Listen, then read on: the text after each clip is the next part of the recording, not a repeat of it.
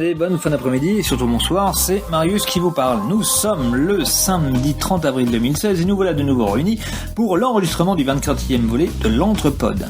Alors l'Entrepode est assez particulier car après chamboulement du calendrier, ce sera un tout petit carré de chroniqueurs talentueux qui va recevoir notre invité du jour qui est ici pour nous présenter le festival du court-métrage, le Courtivore, qui se tiendra du 11 mai au 3 juin.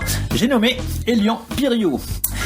Donc, qui avons-nous autour de la table? Donc, Christophe, il n'est pas là, rendez-vous chez son coiffeur. Didouille, parti finaliser sa formation de vente ambulante de, vous l'aurez deviné, poissonnière. Lulu, lui, pas de testicules. Manana, elle vient pas, moi non plus.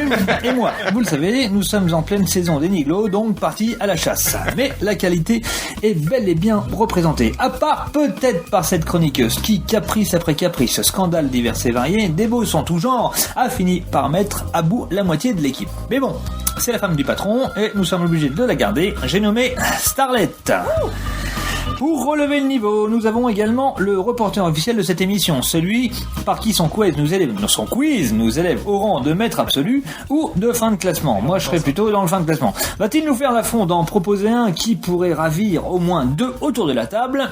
J'ai nommé Freddy. Salut. Et en voilà un qui va bien profiter du manque de participants à ce quiz. Je vois déjà son petit sourire narquois se dessiner sur son visage jovial, mais sache que tous les points que tu pourras emmagasiner si jamais il y a un quiz seront que des demi-points. Vous n'êtes pas assez nombreux, puis merde, c'est pas du jeu, pas de quiz, puis c'est tout. J'ai nommé Arnaud. Et enfin, il ne me reste plus qu'à redonner les clés de la maison à Skippy, le grand gourou, l'ultra du micro, le professionnel du timing et le mari de l'autre capricieuse. J'ai nommé Nico. Faites ça bien les gars, on compte sur vous, on est désolé, mais... Allez, bonne émission. Désolé, mais quoi? Voilà, quand je vous dis, il était à fond, il est en vacances, mais il pense à nous quand même, c'est déjà sympa. Mais on sentait que l'heure de l'apéro était pas loin parce qu'il a un peu torché celle-là. Donc, comme l'a dit Marius, une fois n'est pas coutume, on est une équipe assez réduite. Ça n'empêche pas, comme il l'a dit, il y a la qualité. On s'est débarrassé des traînes savates, et puis c'est bon, on va pouvoir avancer sérieusement. Donc, 4 chroniqueurs manquent à l'appel. Mais c'est surtout parce qu'on avait un invité de marque, encore une fois, Elian Pirio, qui est à notre micro, pardon. Et puis, si on a voulu maintenir cette date importante, c'est parce qu'il y a un événement qui s'annonce dans les jours qui viennent, et que tant qu'à faire, autant avoir le président avant l'événement pour pouvoir un petit peu faire la communication dessus. Donc c'est le Courtivore, comme nous a dit Marius. Donc on va revenir dessus un peu plus longuement par la suite. Comme habituellement dans les épisodes avec invités, on va avoir un nombre de rubriques plus limité, donc 2 cette fois-ci. Moi-même qui vais présenter un sujet en lien, on verra s'il y a un lien direct ou indirect avec notre invité. Et puis je crois que notre habituel... j'ai pas de nom en fait pour notre habituel JR a prévu de venir à la fin de l'intervention de notre invité pour nous faire un petit retour de ce qu'il en a retenu. Apparemment, il a prévu de passer. Effectivement. Bon, Arnaud confirme. Et donc maintenant, je vais laisser la parole à Freddy qui va nous présenter Elian.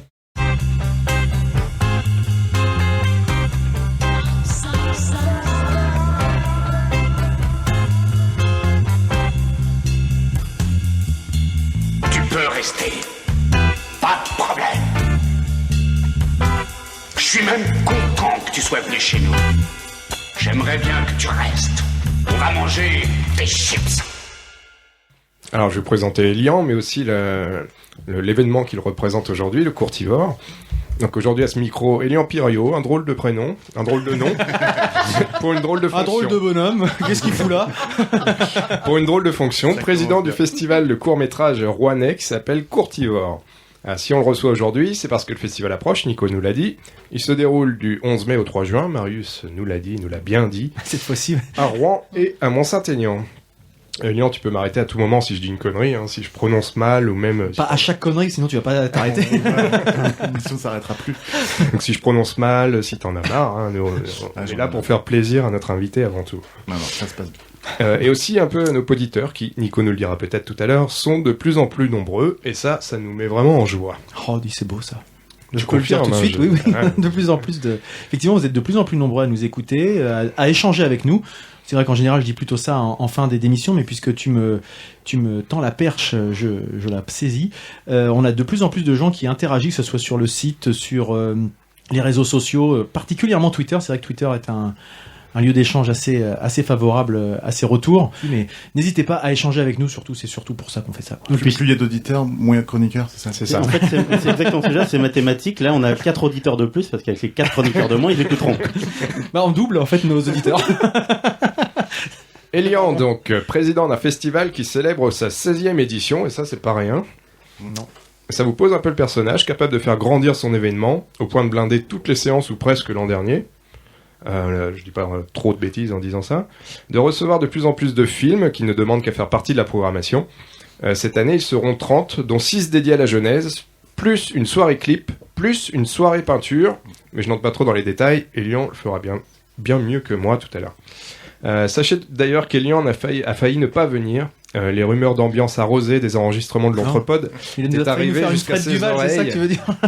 Et quand l'invitation fut lancée, la première question posée par notre futur invité fut à peu près celle-ci. Mais est-ce qu'on doit régler ses consommations?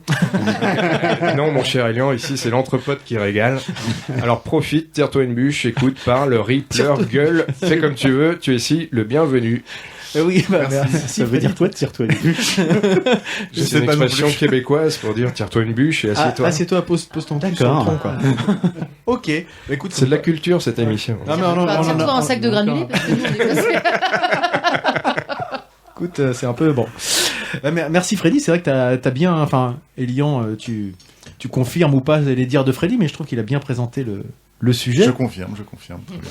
Donc la 16e édition, comme tu nous disais Freddy, nous, enfin, on va attaquer un petit peu dans le vif du sujet, puisque l'année dernière avec Delphine, on y est allé pour la 15e édition. Et c'est ce que à l'époque j'avais fait un billet sur mon blog, et c'est vrai que je m'étais moi-même surpris d'aller pour la première fois à ce festival lors de la 15e édition, parce que c'est quelque chose qu'on voit passer, mais j'avais jamais fait entre guillemets l'effort, alors que j'ai habité pendant des années à Mont-Saint-Aignan. Ouais. Et pour avoir passé la première soirée là, on a vraiment été emballé par l'événement, par le cinéma Ariel qui est un bon accueil, les équipes, et puis surtout les courts-métrages qui sont présentés, quoi. Nous, on a fait que la première soirée l'année dernière. Puis comme on n'avait pas eu les chocolats, on n'a pas fait les autres. C'est vrai que vous aviez en plus ajouté... parce qu'on avait l'affiche du festival de l'année dernière, c'était un œuf, et donc on était parti sur un petit jeu de chasse au trésor. On avait caché des œufs sous les sièges. J'aime pas perdre, surtout quand j'ai pas décidé de jouer. Voilà. Est-ce qu'on peut commencer peut-être par une présentation? Est-ce que, avec tes mots à toi, en quelques mots, est-ce que tu peux nous présenter le Courtivore?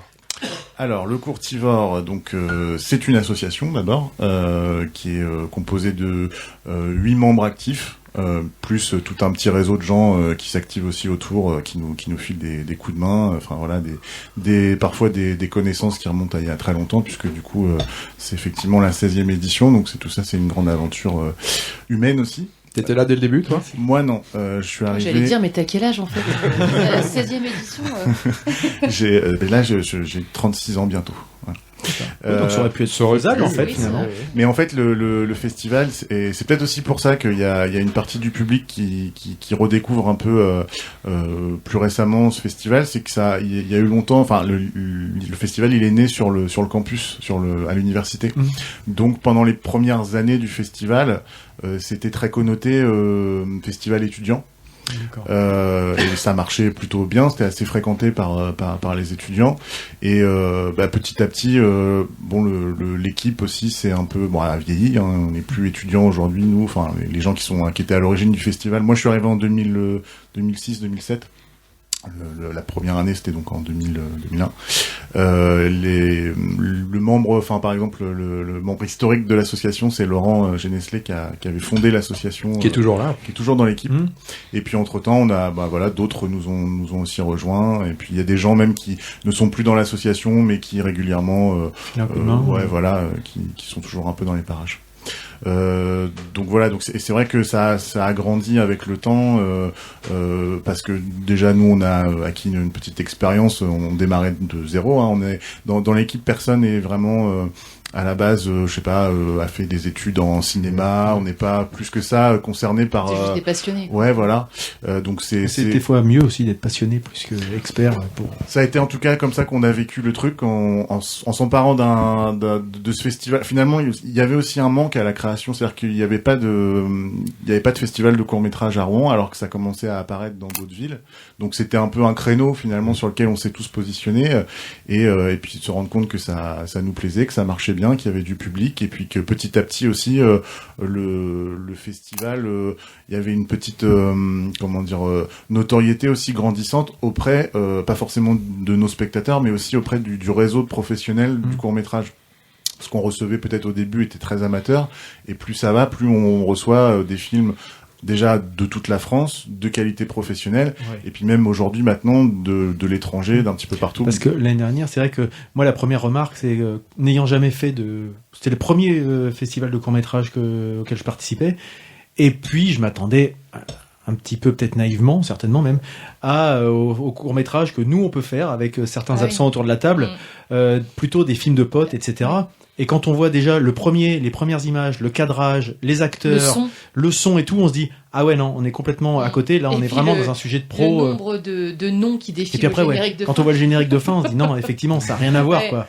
Et puis certains acteurs connus qu'on peut voir dans certains films, là, on voit que c'est vraiment des choses professionnelles. C'est un peu un réseau parallèle, finalement, court-métrage. Enfin, les salles de cinéma ne diffusent plus de court-métrage. Enfin, j'ai encore quand même des souvenirs quand j'étais enfant d'aller au cinéma et avant le long-métrage qu'on venait voir, il y avait quand même toujours à la place des pubs un court-métrage. Ouais, t'as plus de 36 ans, alors. J'ai dû vivre la fin de cette époque. Mais ouais, et donc aujourd'hui, c'est fini, ça, le court-métrage au cinéma, dans les salles, c'est uniquement quand il y a un festival. Comment ça vit ailleurs qu'en festival, un court-métrage? Bah, un petit peu en télévision. Certaines chaînes, il y a, voilà. France 2. C'est des niches quand même. Puis c'est des créneaux à la con, c'est la nuit. C'est à partir de 23h, donc, c'est jamais pas première partie de soirée, ça, les courts-métrages. Et Nico parlait donc de la qualité des courts-métrages. Est-ce qu'elle est allée crescendo avec les éditions qui filaient? Est-ce qu'au début c'était moins bien ou pas? C'est difficile à dire. C'est aussi, en fait, la programmation, elle correspond aussi peut-être à l'équipe aussi qui compose le programme, et peut-être qu'au début on allait plus vers des choses un peu potaches et tout ça, mais parce qu'on était nous-mêmes étudiants encore un peu dans cet esprit-là, puis petit à petit on a aussi affiné un peu notre regard sur les films, et comme je disais tout à l'heure, on n'était pas des spécialistes du cinéma à la base, donc en fait même aujourd'hui, je me revendique pas forcément grand spécialiste du cinéma, c'est juste qu'à force d'en regarder, d'en recevoir des centaines et des centaines, l'œil commence à avoir une petite expertise un peu plus, et on arrive à juger. Tu compares en fait, c'est ça, c'est en relatif. Tu sais, et puis on va chercher aussi, peut-être qu'au début, c'est aussi ça les spectateurs sont assez surpris de ce qu'ils vont voir au Courtivore, parce que souvent aussi on se fait une image du court-métrage. C'est-à-dire que effectivement on s'attend peut-être à voir des choses beaucoup de comédies ou des trucs un peu où ça va être un peu en des films d'humour, quoi, voilà. Et en fait non, nous ce qu'on veut, c'est défendre tout un ensemble de styles et de genres cinématographiques, et donc à chaque séance qu'on propose, il y a des comédies, mais on mixe avec plein d'autres genres, et on aime bien rajouter des films d'animation, des films à suspense, documentaires. Alors on pourrait, mais c'est officiellement on en reçoit, on en visionne, mais c'est très rare qu'on en sélectionne, parce que c'est pas évident à placer dans une programmation. C'est quand même vraiment à part le documentaire. Si on devait ça nous est déjà arrivé de garder des documentaires, mais il faut vraiment qu'il y ait une espèce d'esthétisme dans la réalisation du documentaire, parce qu'après, pourquoi mettre en avant un sujet plutôt qu'un autre? Enfin voilà, un documentaire, c'est toujours ça concerne il y a une thématique, quelque chose qui et ça peut tomber un peu comme un cheveu sur la soupe si c'est pas donc quand on a gardé des documentaires, et c'est quand même déjà arrivé, c'était toujours traités avec une certaine façon. Voilà, donc c'était l'esthétique aussi qui appuyait aussi le documentaire. Je crois que cette année vous aviez 1500 films, c'est ça, reçus? C'est ce que j'ai cru. 1100. Bon, j'ai un peu arrondi. À la 500e supérieure. Ça sera pour la prochaine. Et justement, comment, avec une telle masse, en tout cas, que ce soit 1500 ou 1100, comment s'opère la sélection, comment s'organise à grands traits? C'est la question qu'on te pose tout le temps. Ouais, mais en même temps, parce que j'adore les questions banales en fait. Non, mais en même temps, c'est intéressant. C'est le truc un peu fou, c'est on reçoit donc on lance l'appel à film aux environs du mois de septembre-octobre. Et alors pourquoi on en reçoit autant aussi maintenant, faut le préciser, c'est grâce à Internet. Les premières éditions, on n'en recevait pas autant. Maintenant, on est inscrit sur une plateforme, de l'agence du court métrage, donc un truc national en plus, qui nous a ouvert. Vous êtes référencé et puis voilà. Donc c'est très facile pour des réalisateurs ou des boîtes de production, même qui nous connaîtraient pas, de retrouver notre trace et de savoir l'existence du festival grâce à cette plateforme. Donc on reçoit, c'est vrai qu'on est passé en 2013. On a franchi plusieurs paliers et plusieurs records là. En fait, en 2014 même. 2014, on a reçu 400 candidatures. C'était notre record déjà à l'époque. Et en 2015, on a reçu d'un coup 1100. Bon, voilà. Et puis cette année, pareil, à peu près équivalent 1162, très exactement. Alors après, comment on les regarde? On passe des nuits blanches en fait. Ah ouais. Alors, chacun son rythme, on est 8 dans l'association. Ouais, les 8 participent à la sélection. Alors, c'est l'idée, c'est que du coup, on essaye déjà, les 1162 films sont vus. On essaye de faire en sorte qu'ils soient vus chaque film au moins par 3 personnes. Ah oui, quand même. Ouais. Sachant que les plus fous d'entre nous, par exemple moi, tu vois, je les ai tous vus. Les 1162. Ouais. Bon, après, je vous garantis pas de les avoir regardés jusqu'au générique de fin tous. Voilà. Ouais. En popcorn, ça fait combien En popcorn, ça fait 400 000 litres.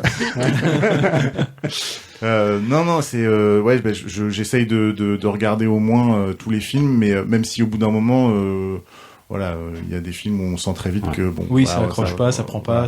C'est le court-métrage, le secret d'un bon court-métrage, c'est aussi le rythme et de savoir tenir le rythme sur aussi peu de temps et d'aller tout de suite à son sujet, aller à l'essentiel. Si on voit que les 2-3 premières minutes ça rame, les dialogues sont très mauvais, on voit pas trop où ça veut en venir. À un moment donné, on décroche. Et moi, je me dis que quand on reçoit 1100 films, pour en garder 30 à la fin, les films qu'on va garder, c'est forcément des films qui nous ont accrochés dès les premières secondes et jusqu'à la fin.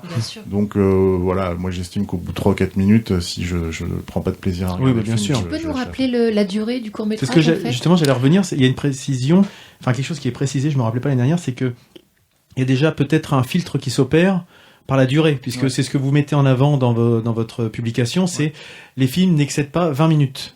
C'est notre critère. Non, mais c'est juste de dire pourquoi ce critère? Tu peux sortir Elion dans le dossier de presse. Et est-ce que dans les 1160, il y en a qui les excédaient et qui de fait dégagent déjà et qui nous font gagner du temps? Il a pris à son compte ta question, quoi, c'est ça. Voilà. Je l'avais. Pardon. Les 1100 films qu'on a reçus, ils correspondent aux critères d'inscription. Donc les critères d'inscription, il faut que le film fasse moins de 20 minutes. D'accord. Tu veux dire que si c'était moins de 40, t'aurais eu presque 2000 peut-être, je sais pas combien en plus, mais sûrement plus. Mais c'est plus rare, du coup. Enfin, alors, les films qu'on reçoit aujourd'hui, on a constaté quand même qu'avec le temps, il y a de moins en moins de films, ce qu'on appelle les très courts, c'est-à-dire des films de moins de 5 minutes. Maintenant, ce qu'on reçoit en moyenne, c'est plutôt autour de 12-15 minutes. Et donc nous, on va garder des films. Le plus court de la sélection cette année, il fait 2 minutes. Et le plus long, en fait 20. Il y en a plusieurs qui font 20. C'est notre critère. D'ailleurs, c'est le seul critère qu'on garde. Après, nous, on accepte tout type de film, tout genre. Ce que je disais tout à l'heure. Érotique aussi. Pourquoi pas? Ce serait plus compliqué à programmer. T'as une idée de... c'est un non, mais du coup, ça donne des idées. Oui, puis moins de 20 minutes. Tu peux faire même moins de 3. On a déjà reçu quelques films où on se demandait un peu si c'était pas classé dans l'érotique, d'ailleurs. Mais, pour revenir à la sélection, une fois que vous avez regardé tous, on va dire, au moins 3 d'entre vous chaque film, j'imagine qu'au bout d'un moment, il vous reste une centaine de films. Et comment s'opère au moins le choix final est-ce que quelqu'un à un moment doit trancher? Alors déjà, quand on les regarde pas ensemble, on les regarde chacun chez soi. Et d'ailleurs, c'est bien parce que moi, j'aime bien découvrir les films tout seul, parce qu'on a déjà fait des séances où on était un peu en équipe et tout ça, mais alors on s'influence les uns les autres, c'est terrible. Bien sûr, oui. Parce que toi, tu commences à rentrer dans un film, elle le trouvait chouette et tout, et puis t'as ton voisin qui fait. Il lâche un paix. Donc, dit quand les autres sont pas là, il joue tous les rôles. Il a fait Marius, là.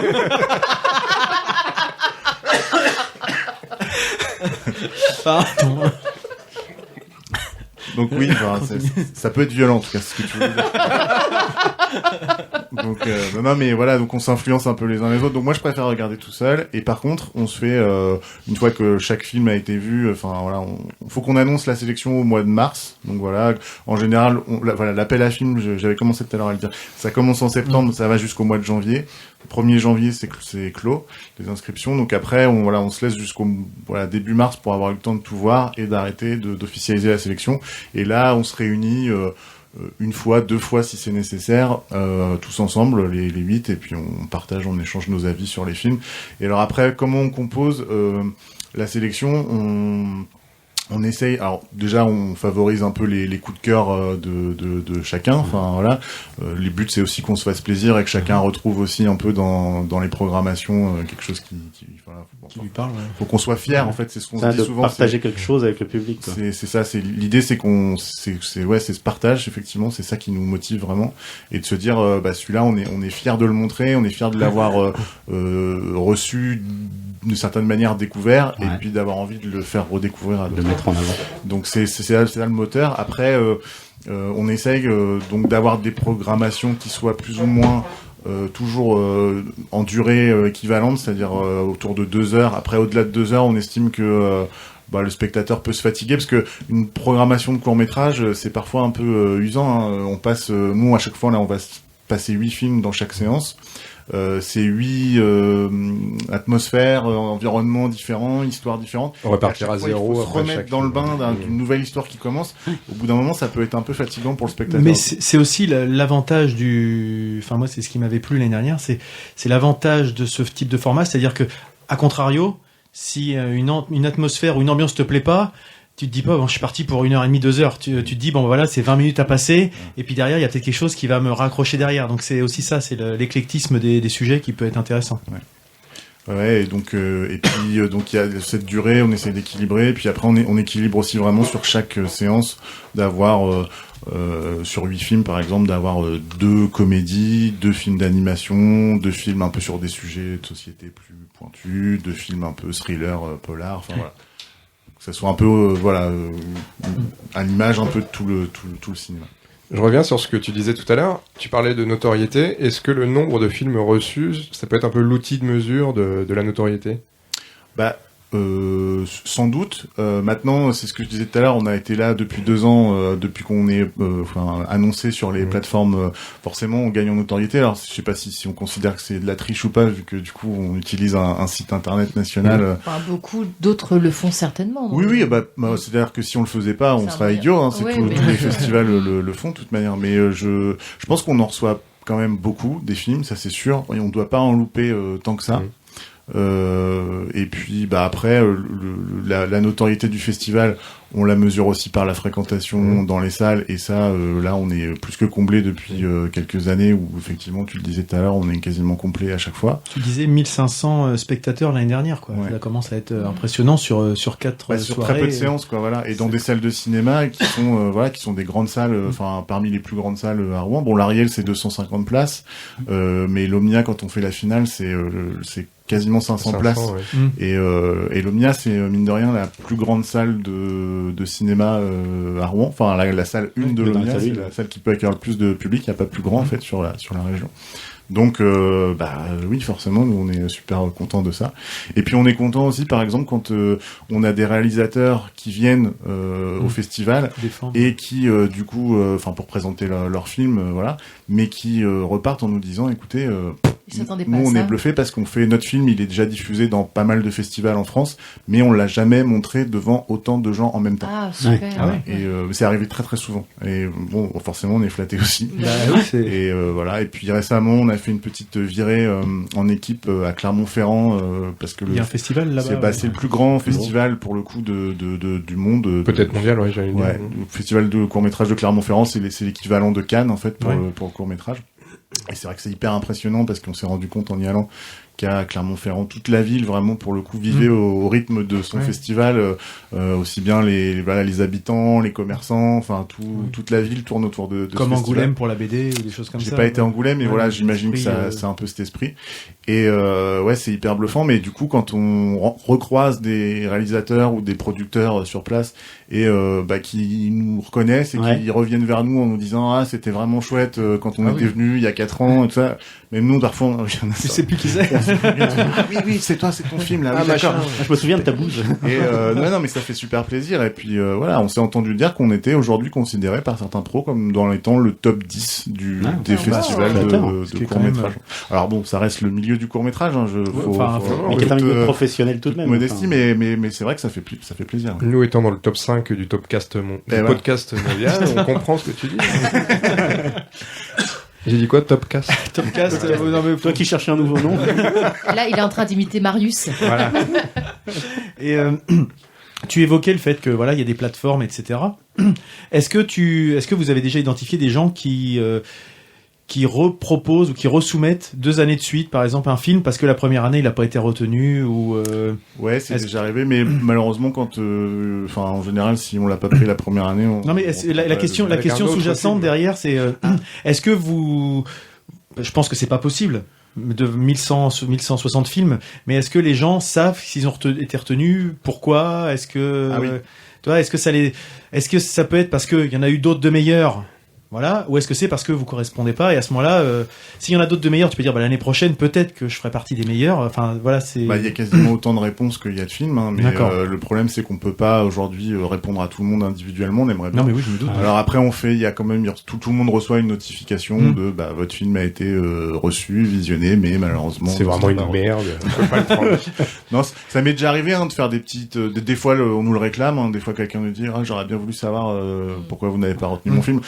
C'est sûr, on essaye de prendre le temps quand même de donner des réponses et puis parfois aussi c'est pour aussi les aider. Je pense quand quelqu'un, c'est aussi dans le but d'essayer de comprendre et d'améliorer. Donc on essaye de jouer le jeu dans ces cas-là.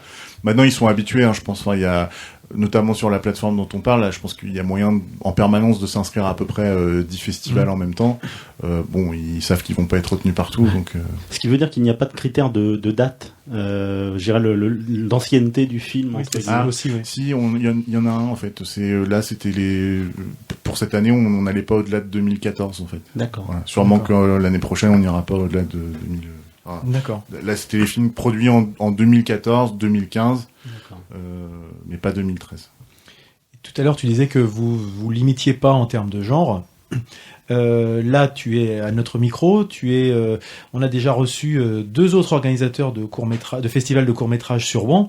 Ce qui prouve quand même que c'est quand même quelque chose qui touche les Rouennais, en tout cas, au moins les étudiants à un moment, et puis le public aussi. Comment on se différencie, quelle est la ligne éditoriale quand on est festival? Parce que nous, on a reçu Alex Nicole pour le Festival du film fantastique, on a reçu Christophe Thierry pour This is England. Est-ce que vous vous mettez d'accord déjà pour le timing, pour éviter de vous marcher dessus? Est-ce qu'il n'y a pas de temps en temps une rivalité ou au contraire une émulation qui se fait? Et est-ce qu'il y a la place pour 3 festivals à Rouen? Voilà, ça fait beaucoup de questions. Là, moi, je fais Ludo. Tu l'as bien fait. Voilà. On pourrait même rajouter HSH qui fait sa soirée court-métrage d'animation une fois par an aussi en septembre, ça arrive. Ouais. Donc il y a un vrai public pour le court-métrage à Rouen, j'ai l'impression. Enfin, c'est quelque chose quand on en discute même avec les directeurs des salles, ils s'en rendent compte.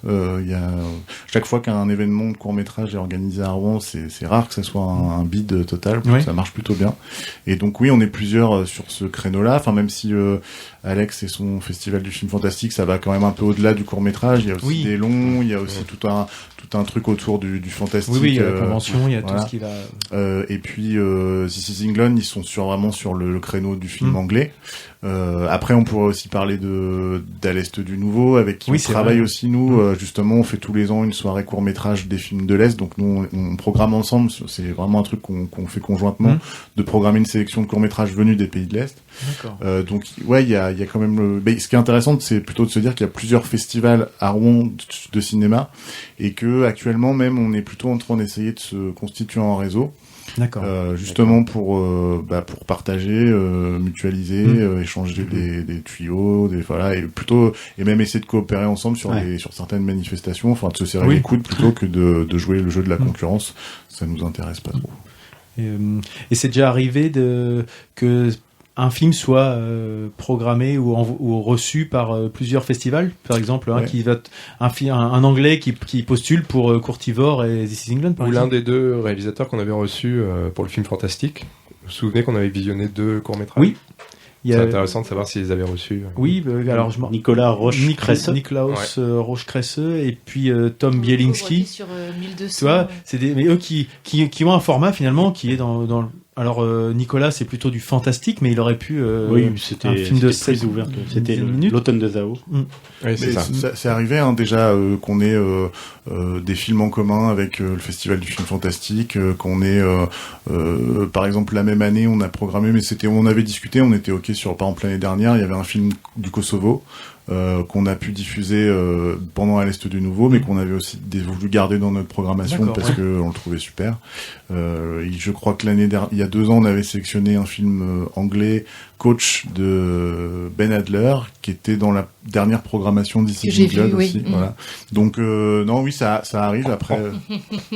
C'est bon, t'as vu un film, c'est bon. Je peux faire ma didouille.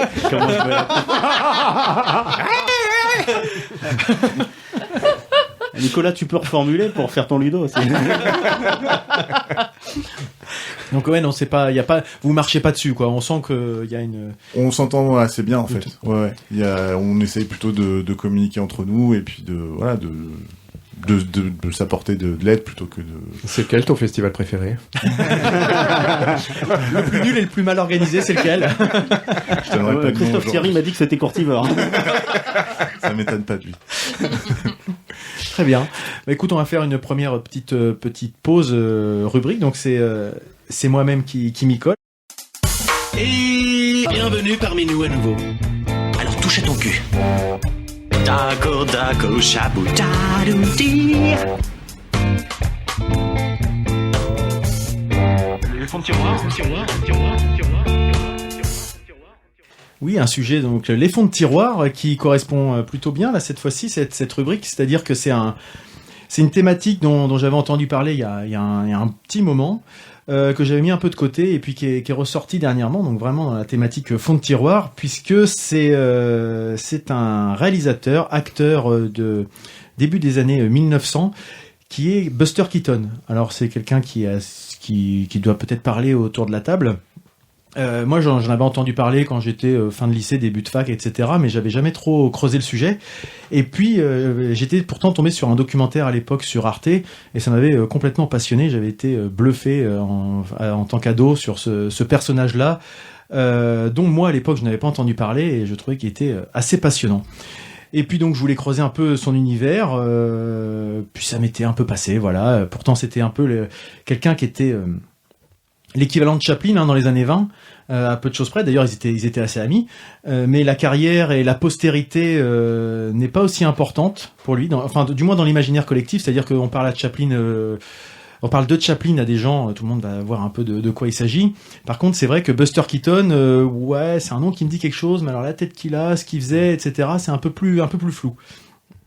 Et donc, comment je l'ai redécouvert? C'était Arte a diffusé en février 2016, à l'occasion des 50 ans de la mort de Buster Keaton, puisqu'il est décédé en février 66. Ils ont diffusé un documentaire qui s'appelle Buster Keaton, un génie brisé par Hollywood, donc qui est un film réalisé par Jean-Baptiste Perretier, et qui est un formidable portrait de ce génie du cinéma qui était Buster Keaton. On a eu l'occasion de le regarder avec Starlet il y a quelques semaines. Et ça m'a vraiment emballé. Ça explique un petit peu comment Buster Keaton, donc génie du cinéma muet, qui est aussi appelé l'homme qui ne souriait jamais, ou face de glace, puisque, vous pouvez voir sur le coffret que j'ai là, voilà, c'était l'attitude permanente qu'il avait, quelle que soit la situation, vraiment impassible. Souvent burlesque pourtant. Voilà, impassible. Comment il est passé du statut de star mondial, c'est-à-dire l'équivalent de Chaplin, c'est-à-dire que dans la rue, dès qu'il faisait un pas, il y avait des masses énormes de personnes qui le suivaient. Il pouvait pas faire un pas sans être reconnu. Comment il est devenu l'acteur fini et ruiné, complètement broyé par la machine hollywoodienne, et particulièrement la MGM, donc le studio qui était alors en plein essor, donc dans les années fin des années 20, début des années 30 à peu près. Donc c'est un très beau film documentaire qui est agrémenté également de très très belles photos et d'images d'archives d'époque. La mise en scène est vraiment splendide. Incroyable. C'est vraiment bluffant là. Donc on a des extraits de films de ces films qui illustre vraiment sa vie, parfaitement sa vie. C'est-à-dire que le propos qui est présenté sur le film est illustré par des scènes et on se dit mais c'est impressionnant. Quoi. Ça correspond bien. Il avait peut-être un côté, je sais pas, devin, médium, de se rendre compte que c'était ce qu'il réalisait finalement serait une biographie de sa vie a posteriori. Mais c'était quelque chose qui était formidable.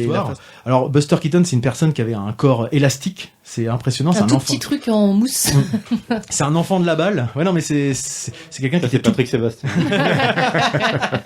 C'était un personnage qui était petit, mais très très très très musculeux et qui est vraiment un enfant de la balle. C'est-à-dire qu'il est quasiment né sur scène. Ses parents étaient tous les deux des artistes, et dès 4 ans, il est devenu la star du spectacle de ses parents. C'est-à-dire que les gens venaient voir la famille Keaton pour voir Buster sur scène, qui faisait des galipettes, des spectacles, le clown sur scène, il a appris le mime, il a appris à tomber sans se faire mal, il a appris plein de choses, et qui réalise les exploits physiques les plus fous quand on voit sur ses films ce qu'il est capable de faire, est capable d'exprimer des émotions assez subtiles par le travail de mime et la mise en scène, puisque c'est pas forcément par son expression faciale qui fait transparaître les sentiments. Je peux vous faire la vitre. Delphine aussi, elle peut faire. Elle peut se faire celle qui se prend dans la vitre. Ouais. Ah, puis en podcast, ça rend bien. Ah ouais. Donc, déjà qu'en vrai, c'était pas dur. Donc la voix off du film documentaire au début est un peu lancinante, ça déstabilise, mais tu dis ça va être un peu peut-être plan-plan, etc. Et puis au final, ça participe complètement à l'œuvre qui est teintée de poésie, c'est mélancolique, on voit la virtuosité de l'auteur, et c'est saupoudré par les voltiges et les trouvailles créatives de Keaton. Il est jamais doublé pour les cascades, et il y a notamment dans un court-métrage, je sais plus lequel c'est, en fait il fait une cascade, il saute d'un toit d'immeuble à un autre, mais il se loupe.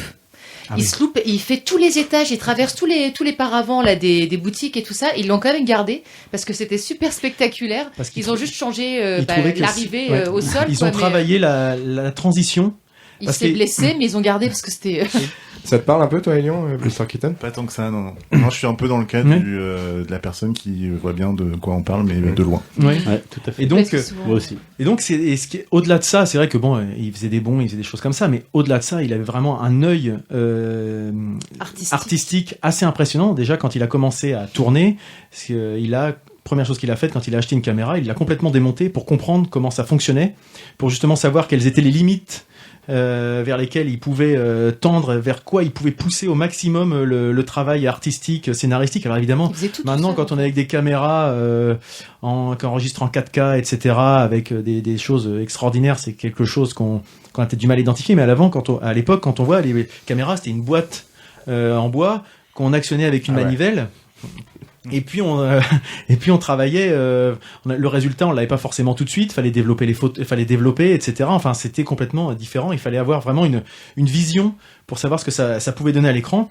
Et puis au-delà de encore cela, il y avait les idées de mise en scène, c'est-à-dire que il travaillait. Et puis il avait pas de limite dans sa création. C'est-à-dire que par exemple pour simuler une tempête, il faisait venir des moteurs d'avion sur une scène de tournage, et puis on le voit lui lutter contre un avion, mais vraiment contre les éléments, c'est-à-dire à se prendre des chutes, des gamelles, etc. Et puis tourner, puis de se dire il y aura bien quelque chose qui va prendre de ça, avec les maisons qui s'écroulent, avec tout ce qui va bien, ou encore une scène encore plus impressionnante où carrément il sacrifie un train. C'est-à-dire qu'il a fait construire un pont en bois. Donc dans le mécano de la Générale, donc qui est un peu son chef-d'œuvre le plus connu, il fait construire un pont en bois. Et il fait passer un train dessus, il fait sauter le pont et le train s'effondre dans la rivière. Ça a coûté pas la louper celle-là. Ça avait coûté à l'époque $40,000 et ce sont les minutes les plus chères de tout le cinéma muet. On se doute bien, sacrifier un pont et puis une locomotive, voilà. Donc c'est-à-dire que pour lui, il y avait aucune limite à la créativité. Et donc ce qui l'a un peu achevé, ça a été de signer avec la MGM, où là, on lui a plus donné le droit de rien, il avait plus le droit d'écrire. Non, il fallait qu'il écrive un scénario, lui qui partait vraiment dans ses délires, il fallait que c'était relu par 25 personnes avant de pouvoir tourner quelque chose, et là, il a été un parmi tant d'autres. Et il s'est mis à faire de la pub, à faire des choses comme ça. Et puis, on voit le destin qui s'écroule par rapport à ça. Et donc, on voit aussi que l'homme est comme ses films, c'est-à-dire burlesque, extravagant, mais en même temps, il a un côté très poète et romantique. On le retrouve vraiment dans ces histoires. Donc, je vous conseille ce documentaire qui est disponible alors à la location ou à l'achat sur le site d'Arte. Il est plus disponible en replay puisque c'est. Il s'appelle comment ? Donc, il s'appelle Buster Keaton, un génie brisé par Hollywood, donc de Jean-Baptiste Perrottier. Et du coup, là, on rejoint un petit peu le sujet du courtivore, puisque en voyant ça, moi, ça m'a donné envie d'en connaître plus, parce que le documentaire fait 50 minutes, donc forcément, on voit pas toute l'étendue de son œuvre. Donc, je me suis offert l'intégrale de ses courts-métrages. Donc là, on revient sur le thème. Donc, les courts-métrages de 1917 à 1923. Soit 32 films d'une vingtaine de minutes, tu vois, il pourrait rentrer dans le cadre du courtivore, je sais pas si ça serait facile en termes de droit, et c'est vraiment génial, c'est-à-dire que nous on les regarde même avec nos enfants, c'est eux qui nous les réclament, alors que c'est quelque chose qui a une centaine d'années. C'est drôle leur réflexion. Et ils adorent ça, c'est-à-dire que c'est eux qui nous disent, allez on en regarde un, le monsieur en noir et blanc, alors oui, ils nous demandent, est-ce qu'à l'époque il vivait en noir et blanc, pourquoi à l'époque comment il faisait pour se comprendre puisqu'ils se parlaient pas, enfin c'est des réflexions d'enfants. Ils pensaient carrément que c'était un dessin animé, parce que l'image est plus rapide. Tout est très contrasté et ils exagèrent beaucoup leurs traits comme ils parlent pas. D'accord. Et ils exagèrent même leurs gestes et tout ça. Mais ils adorent le côté burlesque, mime, parce que c'est beaucoup de mime en fait. Et Delphine avait parlé il y a un an à peu près de Jacques Tati, de sa découverte de Jacques Tati, et on sent la filiation des deux. D'ailleurs, ils se sont côtoyés à une époque. Et il y a une certaine filiation dans le thème du mime, dans le thème de la mise en scène et le travail de captation d'images sans parole, c'est-à-dire comment faire passer une émission finalement sans parole, uniquement avec une prise de vue, avec une mise en scène, avec faire intervenir telle ou telle chose dans le spectacle. Donc nous, on en a vu, il y a 5 DVD, on en a vu un pour l'instant, donc il nous en reste encore quelques-uns à regarder, mais c'est vraiment quelque chose qui est à la fois historiquement intéressant, parce que ça parle d'une époque où avec rien, ils arrivaient déjà à faire des choses assez bluffantes, et puis aussi parce que artistiquement, il y a des choses vraiment intéressantes. Voilà, donc c'était un peu le sujet que je voulais vous présenter aujourd'hui. Je vous incite à acheter un coup d'œil donc à Buster Keaton, à toute son œuvre, parce qu'il a vraiment fait beaucoup de choses. Bien vendu. Un bel objet. En plus, ouais. Voilà.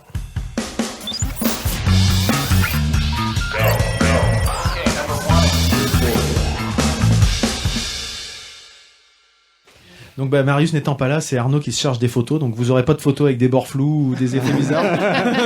Tu sais quoi, je vais essayer de le faire. Je vais les faire à la Marius. Non, c'est tout en art. Prends des photos du bordel sur la table aussi. Prends des photos du paquet de bonbons. Ouais.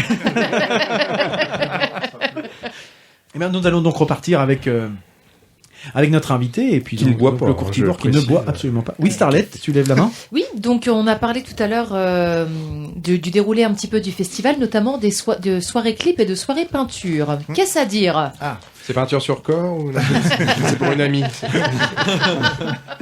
C'est les nouveautés du festival cette année. Parce qu'on a toujours la partie un peu compétition comme les années précédentes avec donc j'ai pas rappelé tout ça hein, c'est vrai que les 3 actes et la finale on peut le redire maintenant d'ailleurs donc, effectivement. Du coup le festival c'est un peu devenu une tradition, se déroule sur 3 actes et une finale. Donc 3 actes, c'est-à-dire 3 séances différentes avec 8 films proposés à chaque fois pour lesquels le public va pouvoir voter.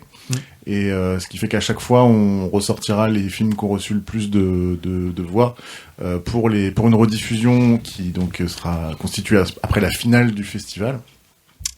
Finale pendant laquelle le public revote à nouveau et à l'issue on connaît le gagnant de l'année du prix du public. Yep. Là, ça me revient maintenant, mais du coup la durée.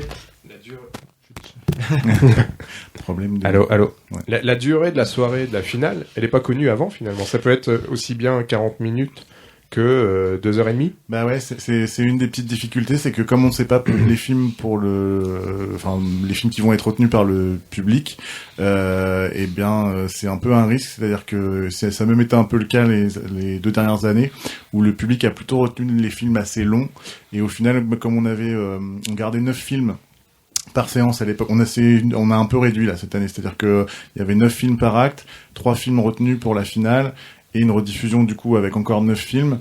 Mais comme sur les actes, on s'arrangeait pour mixer entre des films, je dirais longs, mais courts quand même, hein, mais longs, c'est-à-dire 20 minutes à peu près, et puis des films plus courts de moins de 5 minutes.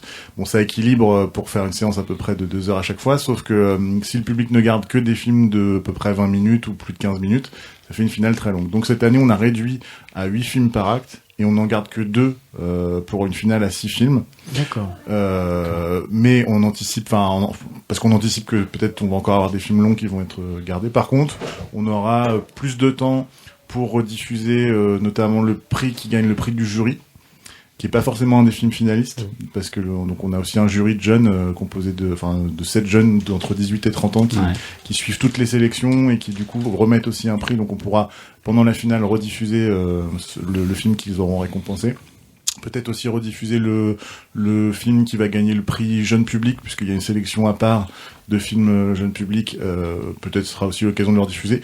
Et puis surtout se donner un peu de temps pour un truc que les gens apprécient aussi, c'est un petit échange avec les réalisateurs en fin de séance où du coup voilà, ils peuvent venir se présenter, reparler un petit peu de leur film. J'allais te demander si les réalisateurs justement, donc ils sont tous là, des réalisateurs des films sélectionnés. Vous êtes super fichés en fait, les mecs là. Je l'ai complètement pas oublié. Je savais que tu l'avais pas oublié, mais c'est lui là. Je vais rattraper le wagon.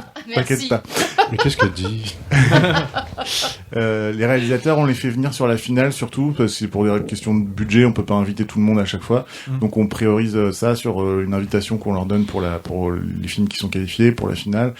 Par contre, il arrive quand même, ça sera le cas cette année, qu'il y ait certains réalisateurs qui ont envie de venir voir leur film en salle, partager ça avec le public. Et donc, par exemple, sur l'acte 3, on sait déjà qu'on a le réalisateur du film Qui n'a pas sa part d'ombre, qui sera présent, et qui sera disponible aussi pour échanger un peu avec le public.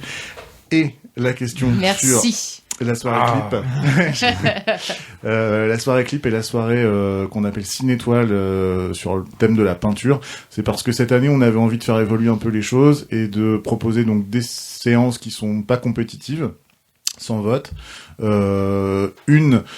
Sur la peinture, parce que on s'est rendu compte qu'on avait reçu ces dernières années des films vraiment magnifiques qui parlent de la peinture de différentes manières, c'est-à-dire soit c'est une sorte d'hommage ou de bio d'un artiste et c'est raconté en film, soit c'est parce qu'il y a une œuvre qui va jouer un rôle clé un peu dans le déroulé de l'histoire. Et donc on a eu envie de compiler un peu tous ces films là, certains qu'on a déjà diffusés, d'autres qui seront inédits, mais des films en tout cas on garantit que c'est vraiment une projection qui me tient à cœur parce que je sais qu'elle va vraiment être de très très bonne qualité. Et en plus on a eu la possibilité de pouvoir organiser cette projection dans le musée des Beaux-Arts. Ah oui, donc hyper cohérent du coup. Donc ça va être chouette. Un bel écran quoi.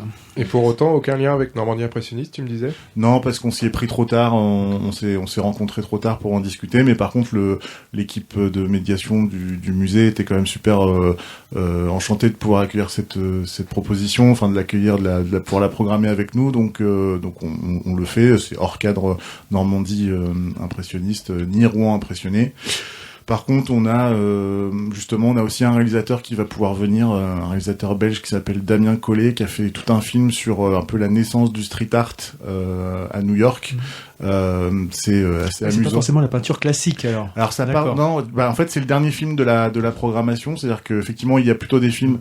Il y en a un qui parle de la vie de Kiki de Montparnasse. Je sais pas si vous connaissez cette personne. BD. Ouais. Voilà, donc du coup qui est une femme qui était un peu la muse des peintres de son époque, début du 20e, qui a rencontré plein d'artistes et donc du coup au travers de sa vie, c'est un film d'animation qui avait été sélectionné au festival du court-métrage de Courtivore, qui avait gagné le prix du jury et qui a aussi reçu le César du meilleur film d'animation en 2015. Un esthétisme assez surprenant, intéressant. Ce qui est chouette, c'est que c'est justement en fonction des artistes qu'elle va rencontrer, le style du dessin s'affine, fait correspondre un peu à l'artiste. Donc il y a plein de techniques différentes qui sont utilisées dans ce film, et c'est vraiment un très très beau film. Je perds un peu le fil de ce que j'étais en train de dire au départ. C'est pas grave, c'était la question de Delphine. On passera.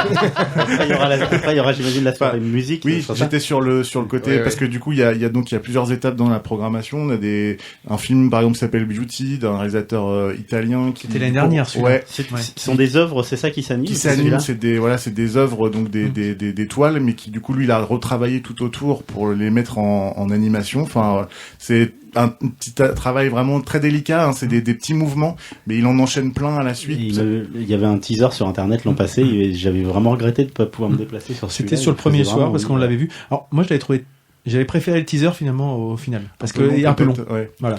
Mais sinon, je trouve que le travail est... Ah, ça balance. Non, mais c'est juste un avis personnel. Nico a fait son coup de gueule en fin d'émission. Je peux l'entendre. C'est de la merde, de toute façon, le courtivore, faut pas y aller. Enfin, et voilà, il y a des films d'animation, mais il y a aussi des fictions. Il y a par exemple un film qui s'appelle Le Verrou, où en fait deux visiteurs de musée sont en train de regarder le même tableau et s'imaginent en fait dans le tableau, s'ils étaient les personnages du tableau, ce qui se passerait. Donc il y a plusieurs aventures du coup qui partent du tableau et chacun en fait son interprétation.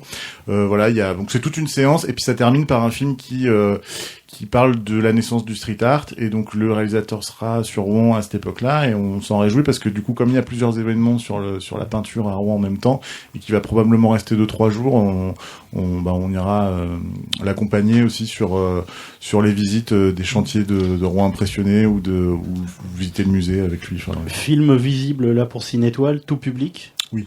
Vraiment? Je pense, ouais. À part peut-être quelques seins nus pendant Duty. Mais sinon, j'aime bien. Non, je pensais. Ok. Et puis une soirée clip et jeux vidéo. Oui, alors du coup ça c'est nouveau aussi. C'est aussi nouveau. Alors ça, l'idée c'est que on reçoit de temps en temps des clips, mais c'est un peu comme les documentaires, on sait jamais trop comment les diffuser, pourquoi choisir tel. Voilà, les gens vont se demander pourquoi on choisit cet artiste-là. Enfin, il y a quelque chose de particulier. Le clip, c'est quand même mettre en avant une musique. Enfin, voilà. Donc on savait pas trop comment placer ça dans nos séances. On l'a déjà fait, mais à chaque fois on regrettait un peu. Après, on se disait on a l'impression que le public a pas trop compris pourquoi on plaçait ce clip en plein milieu de projection. Enfin, c'était. Par contre, on n'avait pas encore eu la possibilité de faire une soirée entièrement consacrée au clip. Et en fait, en regardant de plus près, on se dit quand même qu'il y a des choses superbes en clip. Et ça reste un format court métrage finalement. Il y a des clips, moi il y a des clips que je trouve vraiment honteux, j'en citerai pas, mais il y a des trucs vraiment nazes. Non, il suffit d'allumer la télé et puis voilà. Mais tu parles de Nord, ouais, on en a parlé la dernière fois. Avec son bon de merde. Et ces clips de merde en noir et blanc. Hein. Alors je te parle pas de celui en couleur. Hein. Non, d'ailleurs, Nord, on va en passer de certains de ces clips pendant notre soirée clip, parce que du coup, on a retenu des films qui nous plaisaient musicalement, mais avant tout cinématographiquement.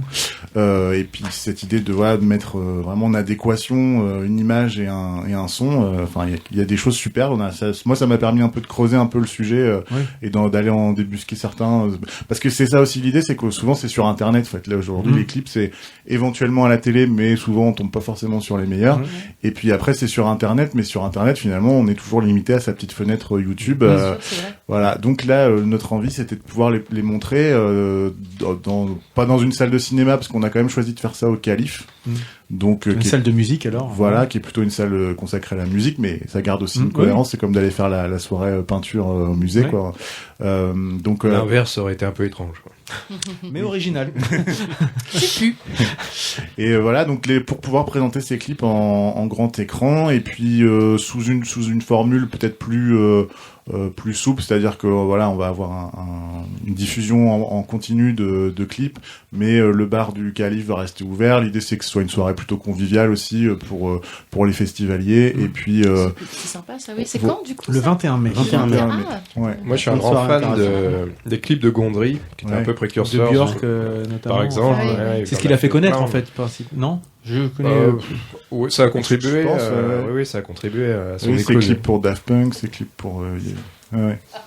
Et donc, c'est ce qu'on peut voir aussi par rapport à cette soirée, c'est qu'il y a l'aspect vidéo, et il y a aussi l'aspect vidéoludique, puisque ce que je vois, il y a aussi des jeux vidéo, donc a priori sur le thème du cinéma, avec l'association Pixel. Donc, Tu nous avais dit un petit peu avant de venir aujourd'hui que Courtivore, Pixel, vous étiez rapprochés. En quoi ça consiste ce rapprochement? Est-ce que c'est uniquement le cas du festival? Pas du tout. En fait, Pixel, c'est une association. Alors, le Courtivore, est membre déjà de cette association-là. On a même favorisé, aidé un peu Sylvain, qui est un peu à l'origine du projet, à créer cette association. Parce que nous, on avait une difficulté dans le cadre de notre festival, c'était que je disais tout à l'heure que le festival, il a 16 ans d'existence. L'anecdote qui est toujours amusante à reciter, c'est que nous, les premières projections qu'on a fait, on les faisait en VHS. Et après, on a enchaîné sur, on a eu des projections en DVD, machin. Bon, aujourd'hui, on est passé au tout numérique. DVD, carrément. Carrément DVD. Ouais. On n'a jamais fait Blu-ray, si tu voulais pousser la question jusque. Mais du coup, aujourd'hui, on est, ce que je veux dire, c'est que les techniques, elles évoluent très vite, et nous, on n'est pas des pros non plus de la technique, hein. Donc on avait besoin d'aide, sur la partie technique du festival, même aussi un peu autour de ça la partie communication, parce qu'aujourd'hui du coup on communique forcément plus par internet, les réseaux sociaux. On avait besoin aussi de support, de teasers, de choses comme ça, et on savait pas forcément comment s'y prendre, et donc Pixel, c'était un petit peu notre complément sur ça, nous apporter ce savoir que nous on n'avait pas. Mais donc on a travaillé ensemble sur les dernières éditions du festival, et puis encore cette année. Et c'est eux qui, par exemple, sont vraiment au contact des réalisateurs, des boîtes de prod au moment une fois que nous on a arrêté la sélection. C'est eux qui font tout le travail de récupérer les fichiers, d'encoder s'il y a besoin, puisque du coup aujourd'hui on diffuse je savais pas que c'était à ce point. Ouais. On diffuse en DCP aujourd'hui, c'est le format officiel pour les salles de cinéma qui sont numériques. Christophe Thierry, déjà. Et donc eux vraiment ils sont en appui sur ça pendant tout le festival. Et puis comme Pixel, c'est aussi une association qui a pour but de promouvoir les cultures numériques.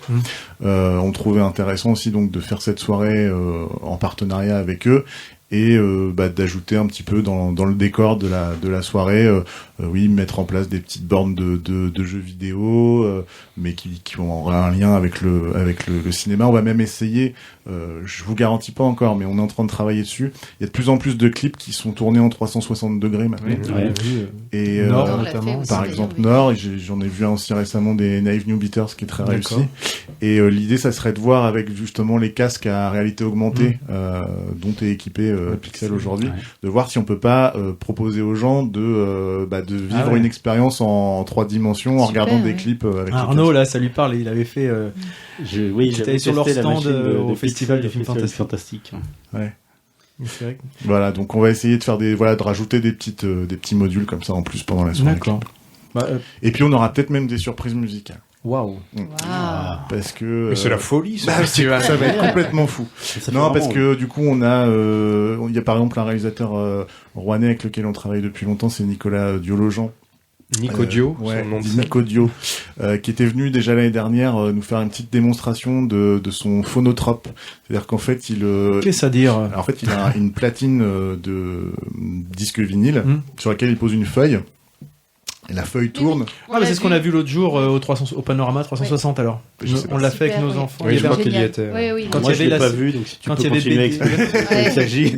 Non, mais effectivement, c'est vachement. Du coup, en fait, le disque tourne, la feuille qui est posée dessus tourne. Lui, il dessine au fur et à mesure. En fait, il crée un film d'animation en direct au fur et à mesure que le disque tourne, quoi. Et comme il y a une caméra posée dessus et ces vidéos projetées sur un écran, quand on voit ce qu'on voit à l'écran, c'est finalement une petite bande dessinée qui s'anime toute seule, et il fait des petites retouches, il rajoute un point par-ci, un trait par-là, et puis petit à petit on voit des mouvements. C'est formidable, quoi. Il y a un clip d'un groupe de Davy Brand défricheurs qui s'appelle King Biscuit. Et le clip est fait avec cette technique-là, il est super. Et tu dis ça s'appelle Ça doit être joli, un phonotrope. Phonotrope, d'accord. Et alors, le clip de King Biscuit, on le retrouve aussi dans notre programmation clip et dans notre programmation jeune public aussi. Je le passe pour info, comme tu disais que tes enfants avaient apprécié, on avait justement choisi de le mettre aussi. On voit leurs œuvres qui vont être... C'est vrai que ça fait la continuité, puisqu'il y a effectivement également une programmation jeune public. Freddy parlait tout à l'heure de 24 films plus 6, c'est ça? Et donc, quelle est cette programmation ? C'est un festival dans le festival ? C'est des présentations ? C'est des enfants qui jugent ? Journée dédiée, en tout cas. En fait, il y a deux choses différentes. On a donc c'est une session qu'on appelle nous le courtivore en short. Pour les spectateurs en culotte courte. Et donc il y a une projection. On peut venir habiller ou pas ? Non, c'est bien, ça fait moderne. Forcément. Donc il y a la projection qui est pour les scolaires. Donc là, c'est des classes qui s'inscrivent. C'est pour les CM1, CM2. Eux, ils ont la responsabilité d'élire le prix du jeune public. Ah, d'accord. Donc ils sont comme on les accueille comme les grands, c'est-à-dire qu'ils ont leur bulletin de vote en entrant dans la salle et à la fin, c'est eux qui choisissent, qui font un vote. Et donc il y a un prix qui sera remis, prix jeune public.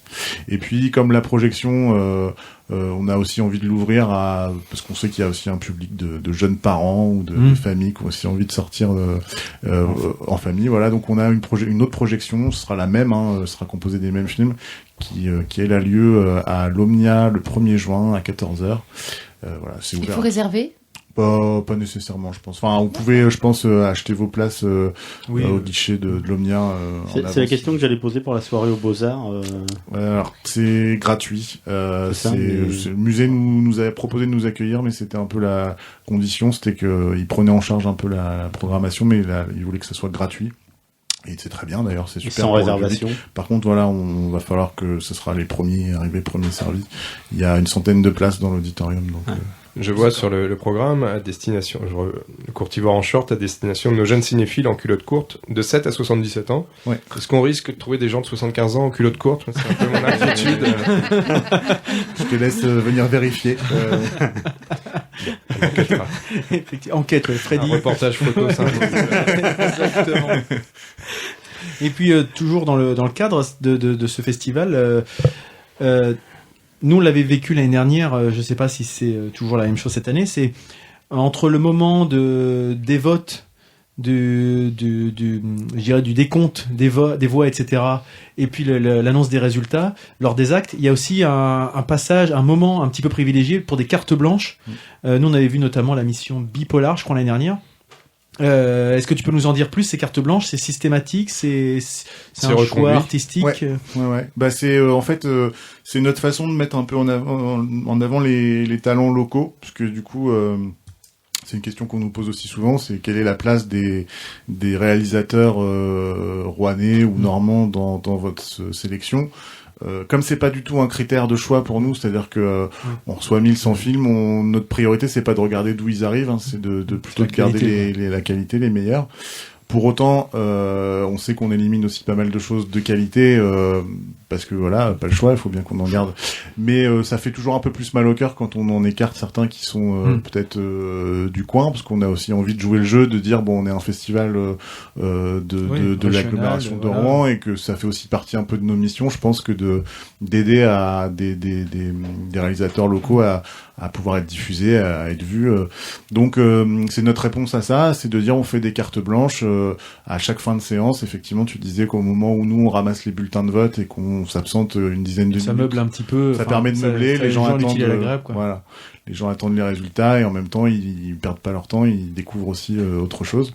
Donc là cette année on a trois cartes blanches, comme à chaque fois, à chacun des actes il y en aura une. C'est la première, c'est pour le collectif Lucien, qui est c'est pour les réalisateurs, mais ça peut aussi être pour des associations, des Lucien, projets. C'est pas l'école d'architecture. C'est exactement ça. Ils avaient rencontré aussi à Normandibule, ils étaient venus nous voir. Ouais, d'accord. C'est ça. Donc c'est une association qui parle de l'école d'architecture. Et là, en fait, ils ont un projet qui s'appelle Parenthèse. C'est un gros projet, je pense. À mon avis, vous aurez l'occasion d'entendre parler à d'autres moments. C'est en fait sur le futur site de la gare, la future gare de Rouen. Pendant le temps de sa construction, la SNCF va occuper ce lieu qui est aujourd'hui en friche pour le faire découvrir et y implanter une programmation artistique. Et eux, ils sont l'association qui va pouvoir commencer à occuper les lieux là dès le mois de mai prochain, avec plusieurs projets, musique, DJ, et aussi des projections de courts-métrages. Donc c'est avant tout pour ça qu'on avait envie de les inviter, c'était pour mettre en avant leur programmation de courts-métrages. Ils vont faire un programme sur le thème du train et du voyage.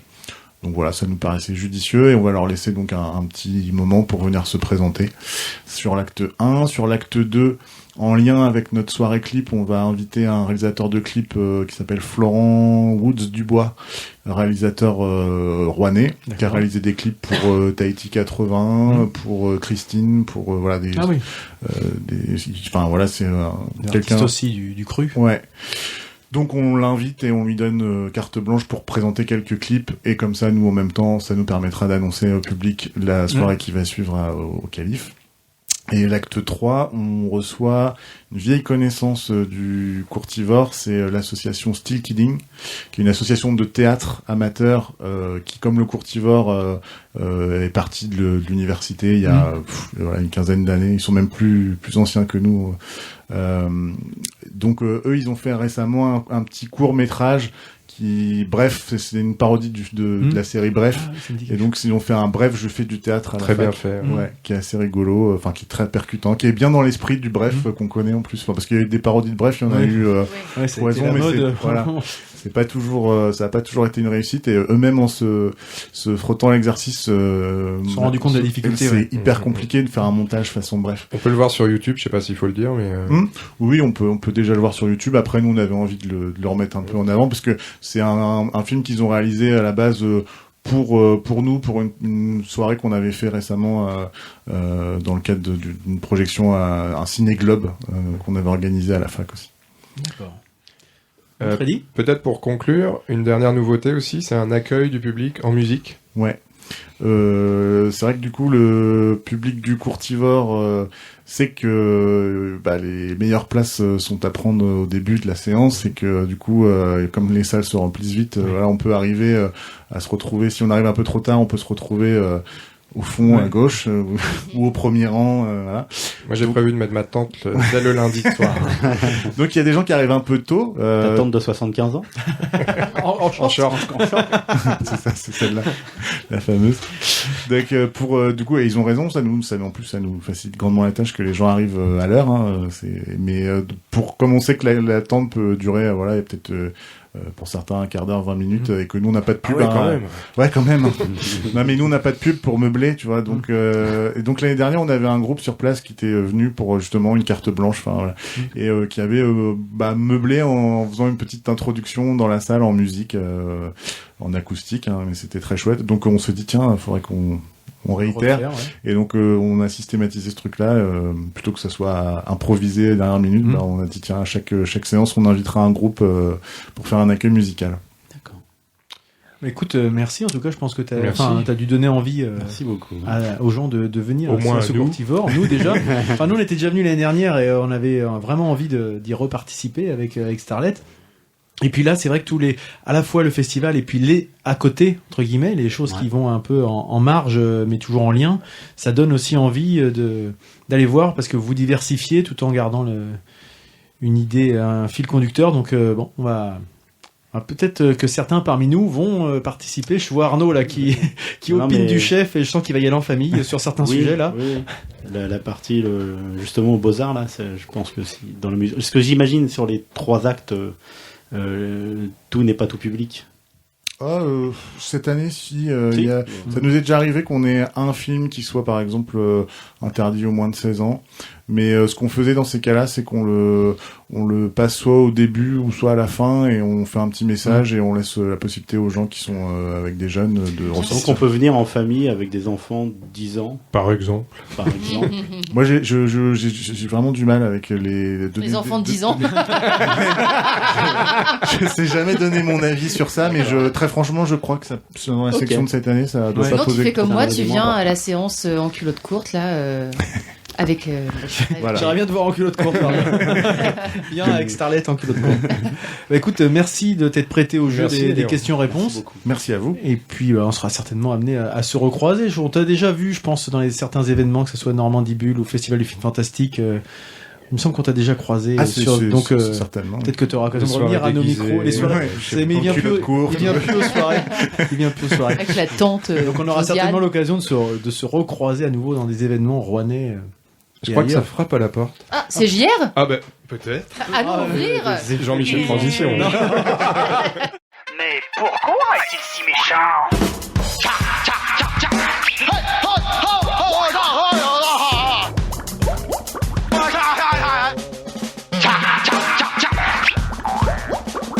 m'appeler JR. Un instant, monsieur Nico.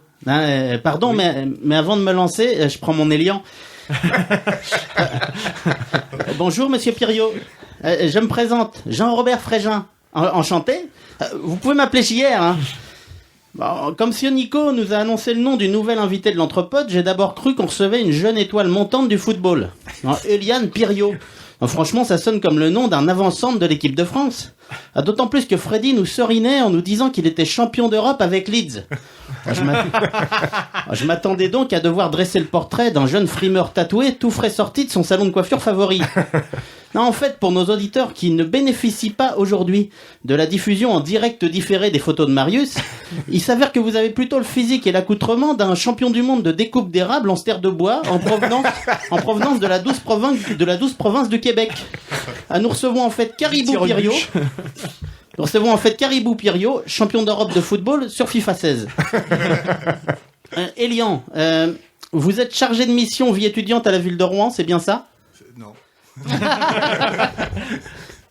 C'est le problème de l'empreinte numérique sur Internet. Mais au moins, on sait pourquoi Freddy nous a suggéré de vous inviter. Tout ça, c'est copinage, népotisme, combine et compagnie. Je parie d'ailleurs que vous aurez même droit à un sujet dans le périscope. Monsieur Freddy, la prochaine fois, il nous conseillera d'inviter Josiane, la petite dame qui nettoie son bureau le soir et qui l'astique parfois au passage. Payer quelqu'un à travailler pour faire en sorte que les étudiants puissent se distraire. Bravo la ville de Rouen. Parce que les étudiants, ça sait pas se distraire tout seul, hein. Non, un étudiant, si tu payes pas des gens comme Elian pour les distraire, ils pensent qu'à étudier, ces jeunes crétins. Mais vous êtes invité en tant que président de Courtivore, festival rouennais de court-métrage. Or, j'ai épuisé toutes mes blagues à propos des petits festivals locaux sans intérêt avec This is England, pour lequel j'avais rédigé, comme évoqué à l'heure, un billet court-métrage. Du coup, je suis plus sec que Monsieur Freddy après le passage de Mme Josiane, la femme de ménage. Non, je pensais qu'en termes d'existence banale, nous avions atteint le sommet avec Christophe Thierry, un professeur d'anglais de province qui, pour oublier sa morne vie aux côtés de lycéens désœuvrés, se prend pour le Gilles Jacob rouennais. Non, il fallait le voir se tenir en haut de l'escalier de l'Omnia, gonflé d'orgueil, se permettant de refuser des spectateurs tel un physionomiste de boîte de nuit branchée. Freddy en a d'ailleurs fait les frais, condamné à entendre la soirée de clôture dans le hall du cinéma en dégustant un Kit Kat acheté au distributeur. Pourquoi des courts-métrages, Piriot ? Parce qu'à force de fréquenter des étudiants que vous vous évertuez à décérébrer, vous êtes devenu un petit ronflant et vous n'êtes pas capable de vous concentrer au-delà de 20 minutes. Pas plus de 20 minutes de film, hein. C'est d'ailleurs la règle très précise que vous vous êtes fixée pour votre sélection. Dommage dès lors qu'hier, jeune Thierry Frémaux immature, vous ne vous soyez pas appliqué ce précepte et ayez tenu une conférence de presse dont il se murmure qu'elle a duré l'équivalent des 3 actes cumulés du Courtivore. Bon, belle sélection sur le papier, hein, et un élément rassurant. Vos films de vacances en Islande ou au Japon n'y seront pas diffusés. Parce que là, même 2 minutes, c'est insupportable. Non. Et puis l'important, c'est que vous ayez trouvé cette année pour le Courtivore un président du jury prestigieux en la personne de Philippe Croison, l'homme tronc. Non ? Pardon, on m'aura mal renseigné. Bon, en tout cas, monsieur Nico a fait un effort en votre honneur. Il veut absolument réaliser un Entrepode court. Admirez l'oxymore. Hein. Bien conscient de ses lacunes en matière de montage efficace, il a trouvé une solution. Il suffisait de fixer l'enregistrement à un horaire où Monsieur Lulu ne pouvait pas venir. À peu de frais, l'émission est tout de suite garantie 2 fois plus courte. Elian, vous ne connaissez pas Monsieur Lulu, habituellement chroniqueur dans notre émission web. Vous qui êtes un fan de Ghostbusters, vous auriez eu ici un monstre incroyable à affronter. L'hydre aux 1000 questions. Chaque question qu'il pose comporte en fait 5 questions. Et quand vous répondez à l'une d'entre elles, ce sont 10 autres questions qui repoussent. Dommage que vous l'ayez pas croisé, hein. Et il n'aurait pas manqué de vous parler de votre film anagramme qu'il adore, Alien. Oui. Une fois l'hydre exterminé par vos soins, le seul risque, c'est que Monsieur Nico se prenne de passion pour un court-métrage de la sélection et l'évoque dans sa rubrique fond de tiroir. Là, on risquait d'avoir une rubrique qui dure plus longtemps que le film. Et le pauvre Elian, qui aurait décroché à peine à la moitié au bout de 20 minutes. Coup de chance, Monsieur Nico a finalement opté pour une chronique muette de 5 minutes en hommage à Buster Keaton. Non, en fait, je plaisante pour mieux dissimuler la triste réalité. En préparant l'émission, Monsieur Lulu a eu accès à votre profil sur Deezer.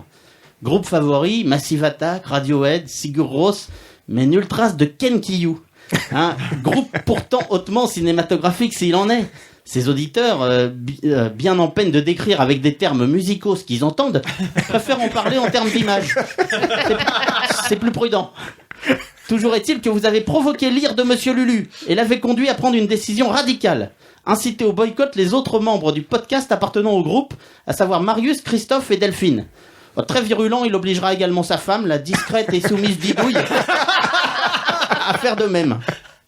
Christophe a d'abord hésité, puis toute cette histoire a fini par le déprimer. Il est actuellement en train de se remonter le moral en lisant le dernier Virginie Despentes dans sa traduction finlandaise. Quant à Marius, le Lopez du 27, il est bien décidé, m'a-t-il confié tout à l'heure au téléphone, je cite, à lui faire manger sa mère à ce connard de Bosch là, comment il s'appelle là, Courtivore. Il est d'autant plus regrettable que Marius, notre minorité audible, ne soit pas là.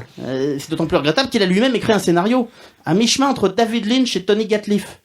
Un père de famille manouche, photographe animalier spécialisé dans les hérissons, par ailleurs chroniqueur culinaire pour sortonsmangerdespizzas.net, et batteur à ses heures perdues malgré la perte d'un bras, entreprend un grand pèlerinage vers les Saintes Maries de la Mer à bord de sa caravane. Sa Mercedes tombe en panne à la sortie de Louviers. Mais c'est sans compter sur ses enfants. Voulant apporter un rayon de soleil dans la vie de leur père, dont on comprendra à la fin du film qu'il est déficient mental. Enfin, assez rapidement en fait, c'est un court-métrage. Hein. Ils entreprendront de tirer la caravane eux-mêmes sur fond de soleil couchant. Le titre, Bienvenue chez les Jetés. Monsieur Nico n'obtiendra au final qu'après d'âpres négociations que la participation de Delphine, ici présente, la chanteuse du groupe. Pardon, Madame Delphine, ça me fait toujours bizarre quand je dis ça.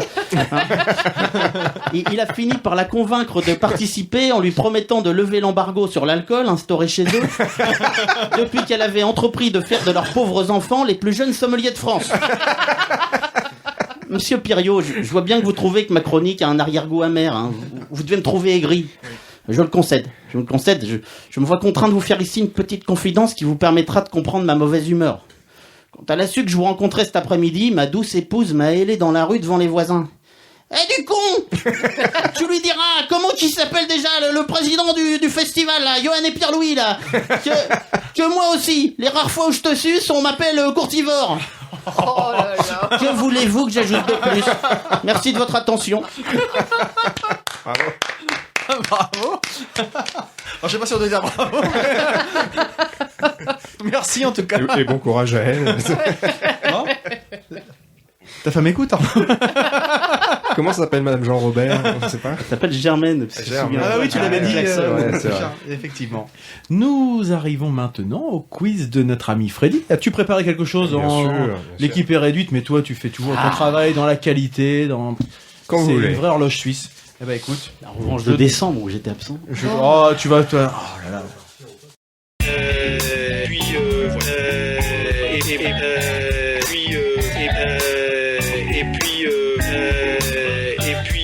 Voilà. Donc, puis, voilà. Et puis voilà. Vous êtes Vous voulez un prêts? cadeau ou pas? Attends, juste, Eh non, ouais. Pendant que comme les absents Fraise Sagada. J'ai le bras trop court. ne pourront pas le gagner, il n'y a pas de cadeau, c'est ça? C'est Voilà, on n'est sympa. pas assez nombreux pour mettre en jeu un Et cadeau. Freddy, c'est quand même un bon camarade quand même. Parce Mais j'en ai un super pour la prochaine fois. Hein. Bah oui. Arnaud est au courant.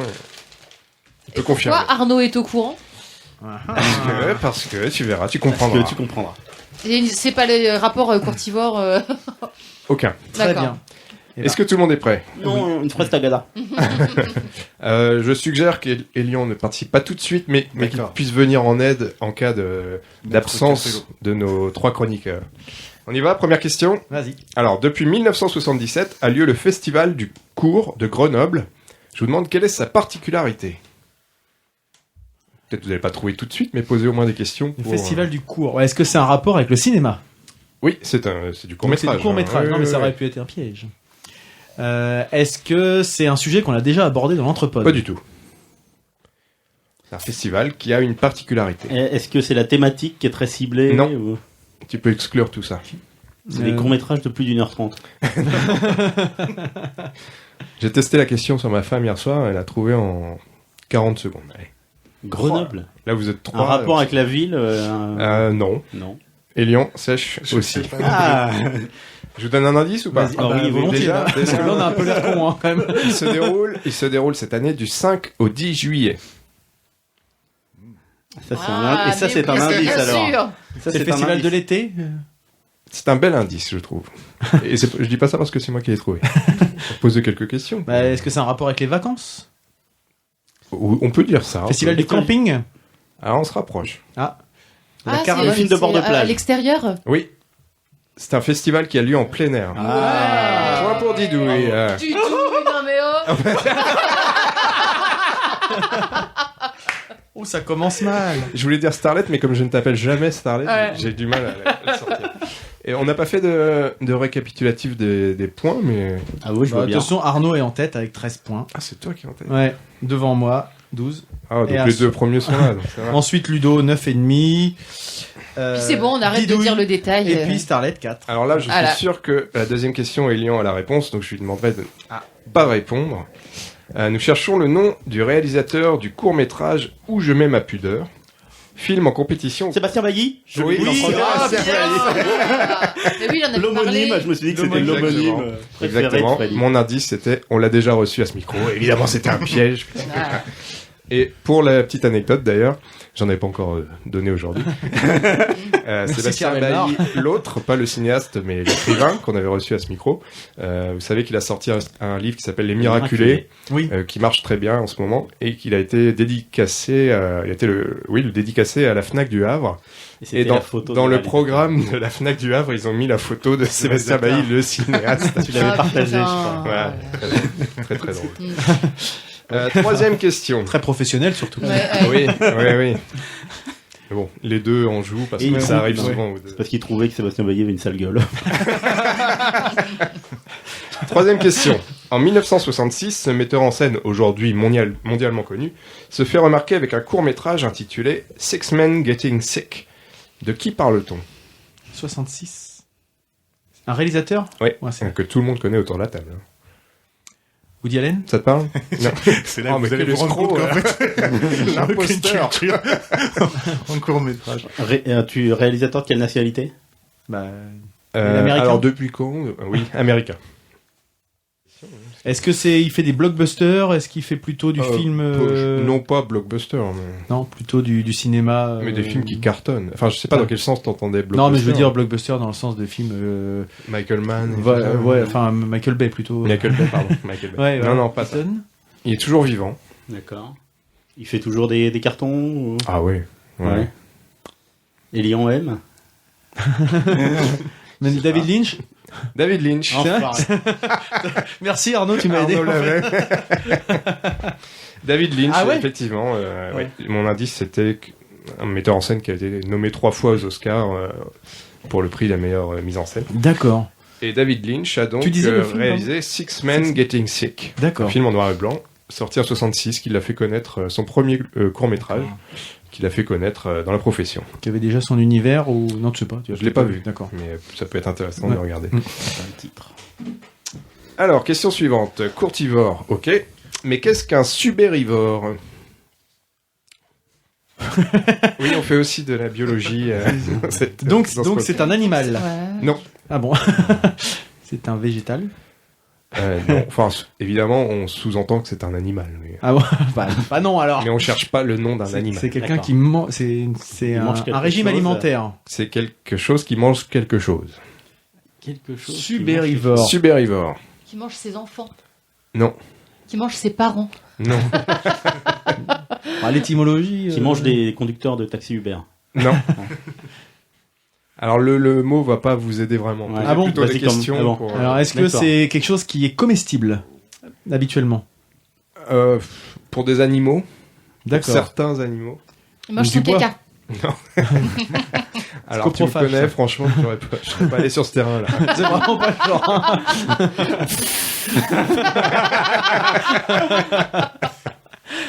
Subérivore. Elian, une question, non? Un mangeur de... Un animal mangeur D apostrophe d'ailleurs, un mangeur... d'algues. Un mangeur Non. de... Poser des questions sera peut-être plus simple. pour Ouais, trouver. mais c'est pas facile parce que. Quelque chose qu'on... Tiens, si je sors dans le jardin, je trouve ce que mange un subérivore. Certainement. Est-ce que Des tous les feuilles. animaux sont subérivores? Des coquilles. Des racines. On s'approche, on brûle. Des écorces. Des écorces. Wow. Point pour Arnaud. Le subherbivore, c'est un mangeur d'écorces, effectivement. Vous avez vu, Ouais, on en en posant apprend, 3 hein. questions, tac, tac, Ouais. tac. Même pas un mangeur de corse. On ne pas confondre, effectivement. Effectivement. Un corsivore, peut-être, je sais pas. Allez, question suivante. En 2012, ça sera la dernière question en lien avec notre invité. En 2012... Parce que comme je rame depuis tout à l'heure, je commence à être vachement gêné. Il brille tellement que ça en devient gênant. En 2012, ce metteur en scène réalise Enfin la fin, produit dans le cadre d'une programmation spéciale La fin du monde et si c'était du cinéma, qui a été produit par M2K, c'est ça la boîte de production? Oui. Je vous répète ma question. En 2012, ce metteur en scène réalise Enfin la fin, produit dans le cadre d'une programmation spéciale La fin du monde et si c'était du cinéma. C'est un Français. C'est un Français. C'est Michel Gondry. Non. C'est un quelqu'un qui fait pareil des grands succès ou De succès. Oh, De succès. On n'est pas à l'échelle de David Lynch, par exemple. Comédie, Enfin, français, déjà. film dramatique, Plutôt comédie, une forme de comédie. une forme de comédie. Je dirais même qu'il s'est spécialisé dans une forme de comédie. comédie absurde, comédie noire. Comédie noire, si on veut. C'est pas tout à Quentin fait. Dupieux terme. Non. Enfin, on l'a Ouais. pas évoqué, mais Arnaud, il va être plus doué que moi. On note la là-dessus. classe d'Elian qui a la réponse. Mais qui laisse les autres Non, rechercher. mais voilà, je voudrais pas fausser le jeu. 2012. Et pas faire me- 2012, court-métrage. Peu importe la date, en fait. Ouais. C'est pas ça qui va. Justement, vous il a aider. fait beaucoup de films. C'est un jeune réalisateur ou un réalisateur installé. Expérimenté, oui. Non, ni l'un ni l'autre, en fait. Il a quelques films à son actif, mais ça fait pas 50 ans qu'il fait du cinéma. Ah. C'est pas comme ça qu'on l'avait connu, d'ailleurs. C'est Il pas- a fait autre c'est chose pas avant. grâce au cinéma qu'on l'a connu. Il a fait autre Alors- chose avant. Bah non, Alain Chabat. Non. Mais t'es pas loin, encore une fois. Ça me fait une belle jambe. C'est bien. Dans l'idée, t'es pas loin. Farougia. Oui. Non, c'est pas ça. Didier Bourdon. Non, mais posez encore des questions. Je pense que ça va venir. Est-ce que justement il a fait une carrière comique dans l'artistique, le spectacle? Avant le cinéma? Oui. Oui. Donc dans le spectacle avant. Je dirais pas le spectacle, mais t'as dit le comique. Le comique? Oui. Ah oui, dans le comique, mais pas dans le C'est spectacle. pas pour autant À la télé. un humoriste de stand-up. ou- Non, mais est-ce que ça À peut la être quelqu'un télé, issu de ouais. Ouais, Canal ouais. Jonathan ou Lambert. Antoine Decaune. De Cône. Non. Garcia. Mais issu de Canal, oui. José Garcia. Non, les. Non. Issu de Pierre Canal. Martin Eric Judor. Laval. Non. Canal. Canal Alors, à l'époque. je vais- Époque C'est où- peut-être le moment pour moi de donner un premier indice. Ouais. Même si j'en ai déjà donné, mais celui que j'avais noté en tout cas. Il travaille habituellement en duo. Cadet Olivier. Non. Non. Ah, ils sont plutôt. J'ai bien aimé la lueur de. Ah, ça y est, j'ai la réponse. Attends. Si. Non, mais on attend. Marie- On fait que ça. Marie-Fred. Non. Bah oui. Non, voilà, bon, non, non. c'est pas comme ça. Un autre Ah, bon, indice. là, Jamel. Un film à Non, il a pas l'affiche fait au beaucoup. cinéma en ce moment même. Non, on parle de quelqu'un qui a réalisé 5-6 films qui ont vraiment bien marché. Merde alors. Ah oui, bah oui. Gustave Kervern ou l'autre. Delépine. Delépine. Putain, c'était l'autre. Ils l'ont fait à deux, non? Je te rends Lynch. Je suis désolé, la bonne réponse est Benoît Delépine. Il a réalisé tous ses films en duo avec Gustave Kervern. Mais justement, pas celui-là. Mais pas ce court-métrage qu'il a réalisé seul. Et que je vous conseille je vous conseille vraiment d'y jeter un œil, on peut le voir sur le net. Ça s'appelle qu'est-ce que j'ai dit Enfin la là fin. Enfin la fin. Voilà. Je connais très bien. Il est fini ton quiz d'ailleurs ou pas? Il est fini pour sa première partie. Vas-y. On part maintenant sur une suis thématique je suis deg. Bon, j'arrête de jouer, quoi, maintenant. actualité. Voilà. Maintenant, tu peux jouer, Elian, c'est bon. Enlève-lui le scotch. Plutôt actualité. De Cache quoi parce que je suis tentée de voir tes réponses Oh qui là sont là écrites là, en non. rouge. Ah oui, c'est vrai. Donc elle a bien vu, il fallait regarder. De quoi a-t-on fêté ou célébré les 15 ans cette semaine? Le courtivore. Non, c'était Non, mais t'as Ah, raison, c'est ce qui m'a donné l'idée de... cette semaine. Et en plus, il y a eu un article ce matin, je crois, sur France Inter, sur ça fait déjà 15 ans ou je sais Ouais, pas un quoi. peu Il y avait tout le plusieurs monde en sujets. parle. Le loft. Le Loft, Ah oui, Love j'ai vu, Story. j'avais vu Love ça aussi. Story. Absolument, c'était les 15 ans cette semaine de la première diffusion de Love Story. La comédienne Alicia Vikander sera la prochaine à incarner Lara le Croft. rôle de Lara Croft. Bien joué, Nico. Il pose que des questions de geek. Quel talent. On vient de l'apprendre, c'est pour ça que je pose Le la loft question. geek. Oui, c'est vrai. Alors là, attention, Culture alternative, on peut. Ouais, ok, d'accord. toujours dans les célébrations, on a fêté le 29 avril dernier, c'était donc hier. Hier, c'est je cela. dis pas de bêtises. Leurs 48 ans. De qui s'agit-il?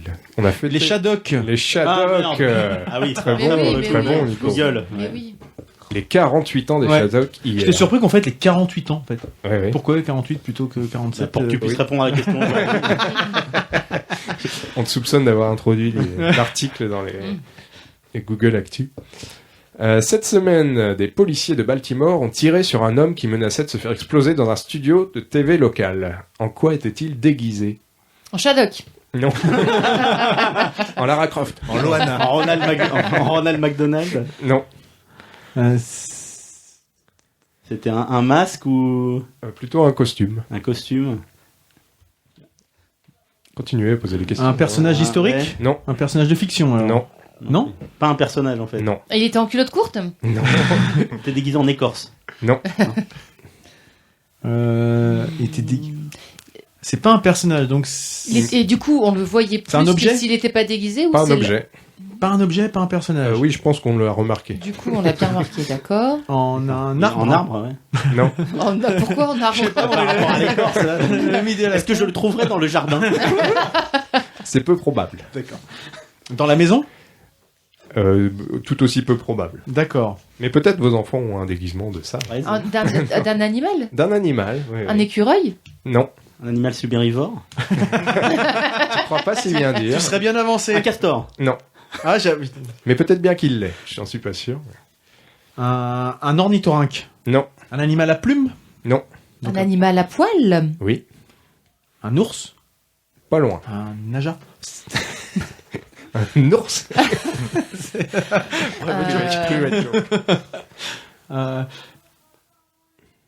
Est-ce que c'est un Elian gros T'es là animal? On le perd. 2 cafés. Est-ce que c'est un gros animal? Mais dis, t'as bu combien J'ai de dit un bières? gros animal, j'ai Mais oui. Pardon. Merci de le relever parce que personne l'avait remarqué. Tellement concentré là. Gros 2 bières. Parce que je l'ai hein, c'est un animal Gros. assez imposant. on va D'accord. dire. Assez T'as dit imposant. ours, on n'est pas loin. Ouais. Un paresseux. Non. Un koala. Un panda. Un panda. Bien joué Arnaud, c'est la bonne réponse. Je vous rappelle la question qu'on a peut-être un peu oubliée. En fait, c'est mon problème depuis tout à l'heure, c'est que au fur et à mesure, j'oublie la question et donc je vois des propositions passer et je cherche quoi. Cette Sur un malentendu, il y a moyen de conclure. En fait, Cette semaine, des policiers de Baltimore ont tiré sur un homme qui menaçait de se faire exploser dans un studio de la TV locale. En quoi était-il déguisé? En Benoît Delépine. En panda. Et il y a- Dernière question. Vous êtes prêts? Oui. Et Lyon aussi. Là, c'est un peu ma dernière chance. Ah ouais, là, faut tout donner. Hein. On cherche un modèle de voiture qui a été fabriqué entre 1980 et 2003. Le fabricant en a écoulé pas moins de 5 500 000 sur le marché mondial. La 205. Non. La... C'est une française de Française choix ou pas? Pas français. Tata. La DeLorean. Non. 5 500 000 de L'Oréal. Je sais pas, non. La Fiat Uno. Non, il n'y en a pas là. La Fiat Panda. Qui a dit la Fiat Panda? C'est moi. C'est Bravo. Elian. Rapport avec le panda d'avant. Eh ouais, bien sûr. La voiture de mes parents à l'époque. Je pouvais pas passer à côté de cette question. Et ben voilà, c'est Donc, fini. Et Lyon vient de marquer. doubler Marius. Elian, tu me le donnes, tu t'en fous de ton point. Allez. Ah, c'est cool, je l'ai aidé et tout. Vas-y, mets-moi un point. Arnaud reste en tête quand même au général, même si on est égalité sur la session d'aujourd'hui, avec 4 points chacun. Mais t'as 17 quand points même. contre 16 pour moi. Mais... Du coup, Ludo, hein, t'es pas là, mais tu prends cher. Hein. Du coup, on aurait été bien embêté avec un cadeau puisque vous êtes Ouais, voilà, ex aequo. égalité, donc ça t'as bien fait. Du coup, Eh ben, Et on va... le Fiat Panda qui t'attend sur le... Un modèle elles avaient, 1980. elles avaient des couleurs un peu improbables, les Fiat Panda. Ils ont inventé des couleurs, je crois. Non, c'était les Twingo plutôt. Ah, les pandas aussi. Hein. C'était une voiture improbable. Oui, c'est vrai. C'est vrai. Très carré, c'est ça. Eh ben, il nous reste plus qu'une petite, notre petite dernière rubrique. Donc, les coups de cœur de chacun en 60 secondes chrono. Alors, Elian, je sais pas si tu as trouvé quelque chose à nous présenter. J'ai un gros coup de cœur pour l'émission l'Anthropode. Ouais, j'ai 1 minute pour en parler. Vas-y. Ça va être plus dur. Je lance le jingle.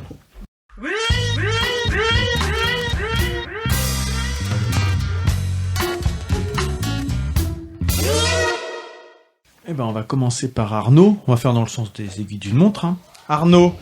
Voilà, je souhaitais évoquer un auteur de BD espagnol que je ne connaissais pas il y a une dizaine de jours, Alvaro Ortiz, et notamment son ouvrage Murderabilia. Donc ce terme est un mix de murder et de memorabilia, et ça désigne une pratique qui était née justement autour de Jeffrey Dahmer, objet d'une autre BD évoquée en ces lieux, Mon ami Dahmer, de Derf Bagderf.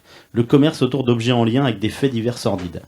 Le personnage central, Malmö Rodriguez, arrive dans un trou paumé des États-Unis avec 2 chats, dont il compte tirer une bonne somme auprès d'un acheteur un peu particulier. Il se trouve qu'il va finalement devoir rester quelques jours de plus dans la petite ville et que son destin va s'en trouver bouleversé. C'est un récit intrigant, surprenant, à la fois sombre et plein d'humour, dans un univers pas si éloigné de l'esprit des frères Cohen ou d'un David Lynch, et dont je n'avais pour ma part absolument pas vu venir l'issue. Alvaro Ortiz, que j'ai rencontré en dédicace au Café Dessiné cette semaine, s'avère en outre, ce qui ne gâche rien, un auteur extrêmement sympathique et prolifique, puisqu'il vient de sortir cette semaine son 3e album en 3 ans, Rituel, que j'ai entamé pas plus tard que ce matin. Oh, il a même 2 secondes d'avance. Oh, c'est beau. Alors c'est bien de faire pour les sourds et les malentendants, mais pour Ça un marche pas podcast, trop, là, ça marche pas trop. T'as vu qu'on lui a fait remarquer pour la main, il l'a déplacé à l'épaule. Une imitation de Sarkozy en faisant une chronique, c'est quand même pas mal. Elian, tu voulais faire Elian, as-tu un petit coup de cœur ou pas? Non. C'est comme il veut. J'ai pas réfléchi plus que ça à la question. Non, j'ai pas de... Désolé, je donne mon temps aux autres. Voilà. Ah, c'est gentil. Après, son point. Freddy, c'est parti. C'est parti. Moi, je vais vous parler d'un livre qui s'appelle Joker, qui est signé Benjamin Adam, qu'on a reçu déjà à ce micro, et qui est un livre assez formidable aux éditions La Pastèque. Depuis que nous avons commencé l'aventure podcastique de l'Anthropode, c'est une évidence, mon regard sur la bande dessinée a complètement changé, grâce à vous ou à cause de vous, je sais pas trop. Nos enregistrements à Normandie Bulle, la visite à ce micro de Steve Baker, les visites à ce micro de... Permanence, il est sous la table. les rencontres avec d'autres auteurs. C'est un courtivore ont aussi. ouvert les yeux sur ce que j'appellerais la BD nouvelle. Mon coup de cœur, il est dans cette veine-là avec Joker, que j'ai dans les mains, de l'auteur et illustrateur Benjamin Adam, que nous avions reçu à l'Anthropode en 2014. Joker, c'est un scénario à tiroir où la famille, l'entreprise et les valeurs humaines sont malmenées comme jamais. Joker, c'est aussi un dessin peu conventionnel en noir et blanc, mais surtout en noir, et des portraits, beaucoup de portraits qui mènent à la narration. Après L'Artigue et Prévert, Benjamin Adam invite le lecteur dans une histoire sombre et passionnante, une histoire qui vous tient en haleine jusqu'au bout.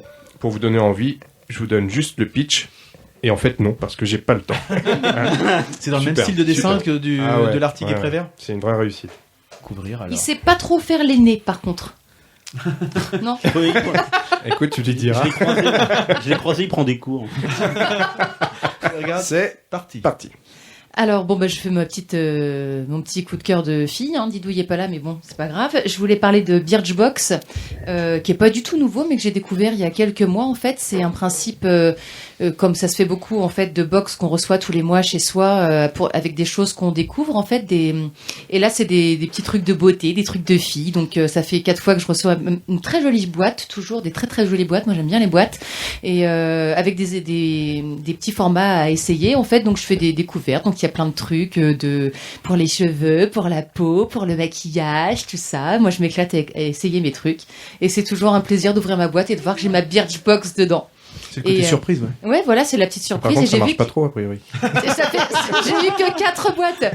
Et il me reste 10 secondes pour dire qu'il y a Saveur Bière aussi qui fait des box comme ça. Et je me dis que je vais peut-être m'abonner quand même. C'est 30 €. Maintenant, on parle de choses intéressantes. 6 bières différentes, un verre, un guide. Et voilà. Donc, je vais peut-être bientôt tester ça aussi. Les sommeliers, si vous pouviez faire moins de bruit. Stop. À mon tour, le coup de cœur du mois, c'est la BD Birthright. Donc, le jour de son anniversaire, pendant que sa mère et son frère préparent une fête surprise, Mickey, 10 ans, disparaît dans la forêt sans laisser de traces alors qu'il joue avec son père. Un an plus tard, un homme barbu, musclé, tatoué et armé se présente comme étant Mickey, revenu du pays fantastique de Terenos. Durant cette année, la famille de Mickey s'est transformée, détruite par la disparition, et notamment son père, désigné responsable, qui a totalement sombré. Ce retour du Mickey... la famille n'ose y croire malgré les évidences. La police, quant à elle, est carrément dubitative et il se retrouve arrêté.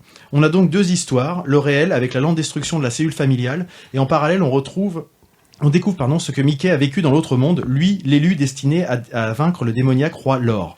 Son retour sur Terre amène sur l'autre questionnement. Comment et pourquoi revient-il? Est-il vraiment celui qu'il prétend être? Et ce roi Lor est-il vraiment vaincu? Dans le tome 2 qui vient de sortir, le fantastique s'invite dans le réel, les deux frères faisant équipe pour mener à bien la quête de Mickey sur les traces des criminels échappés.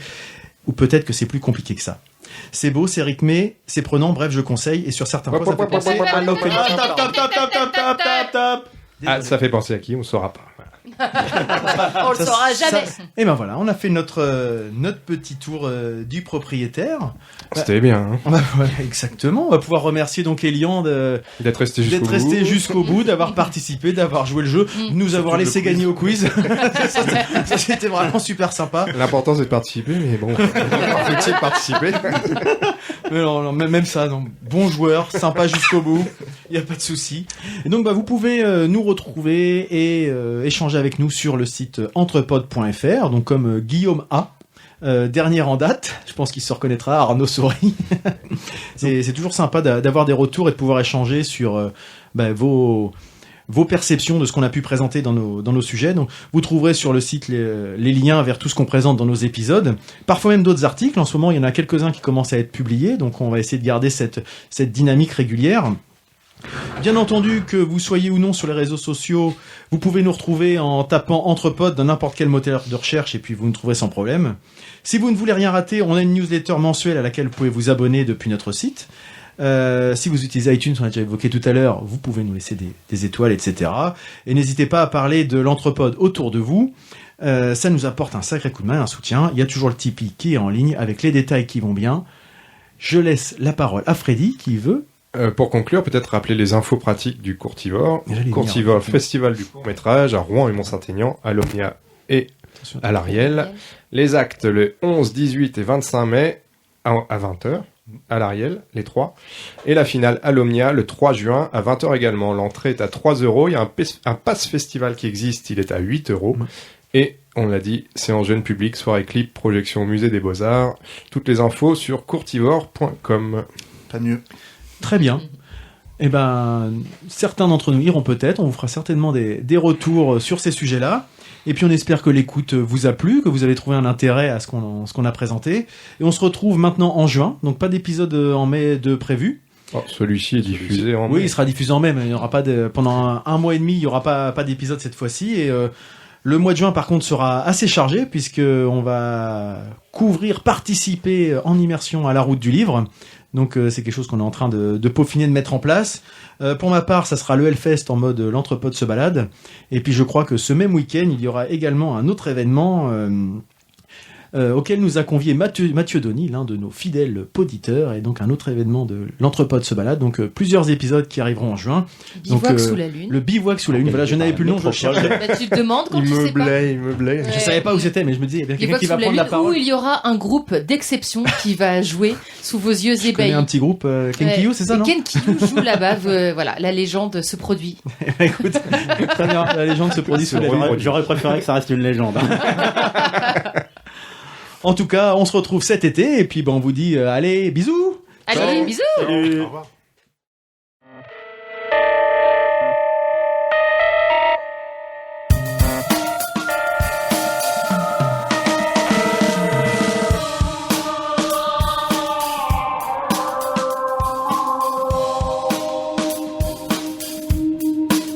Quesadilla, quesadilla, quesadilla, quesadilla, quesadilla, quesadilla, quesadilla, quesadilla, quesadilla.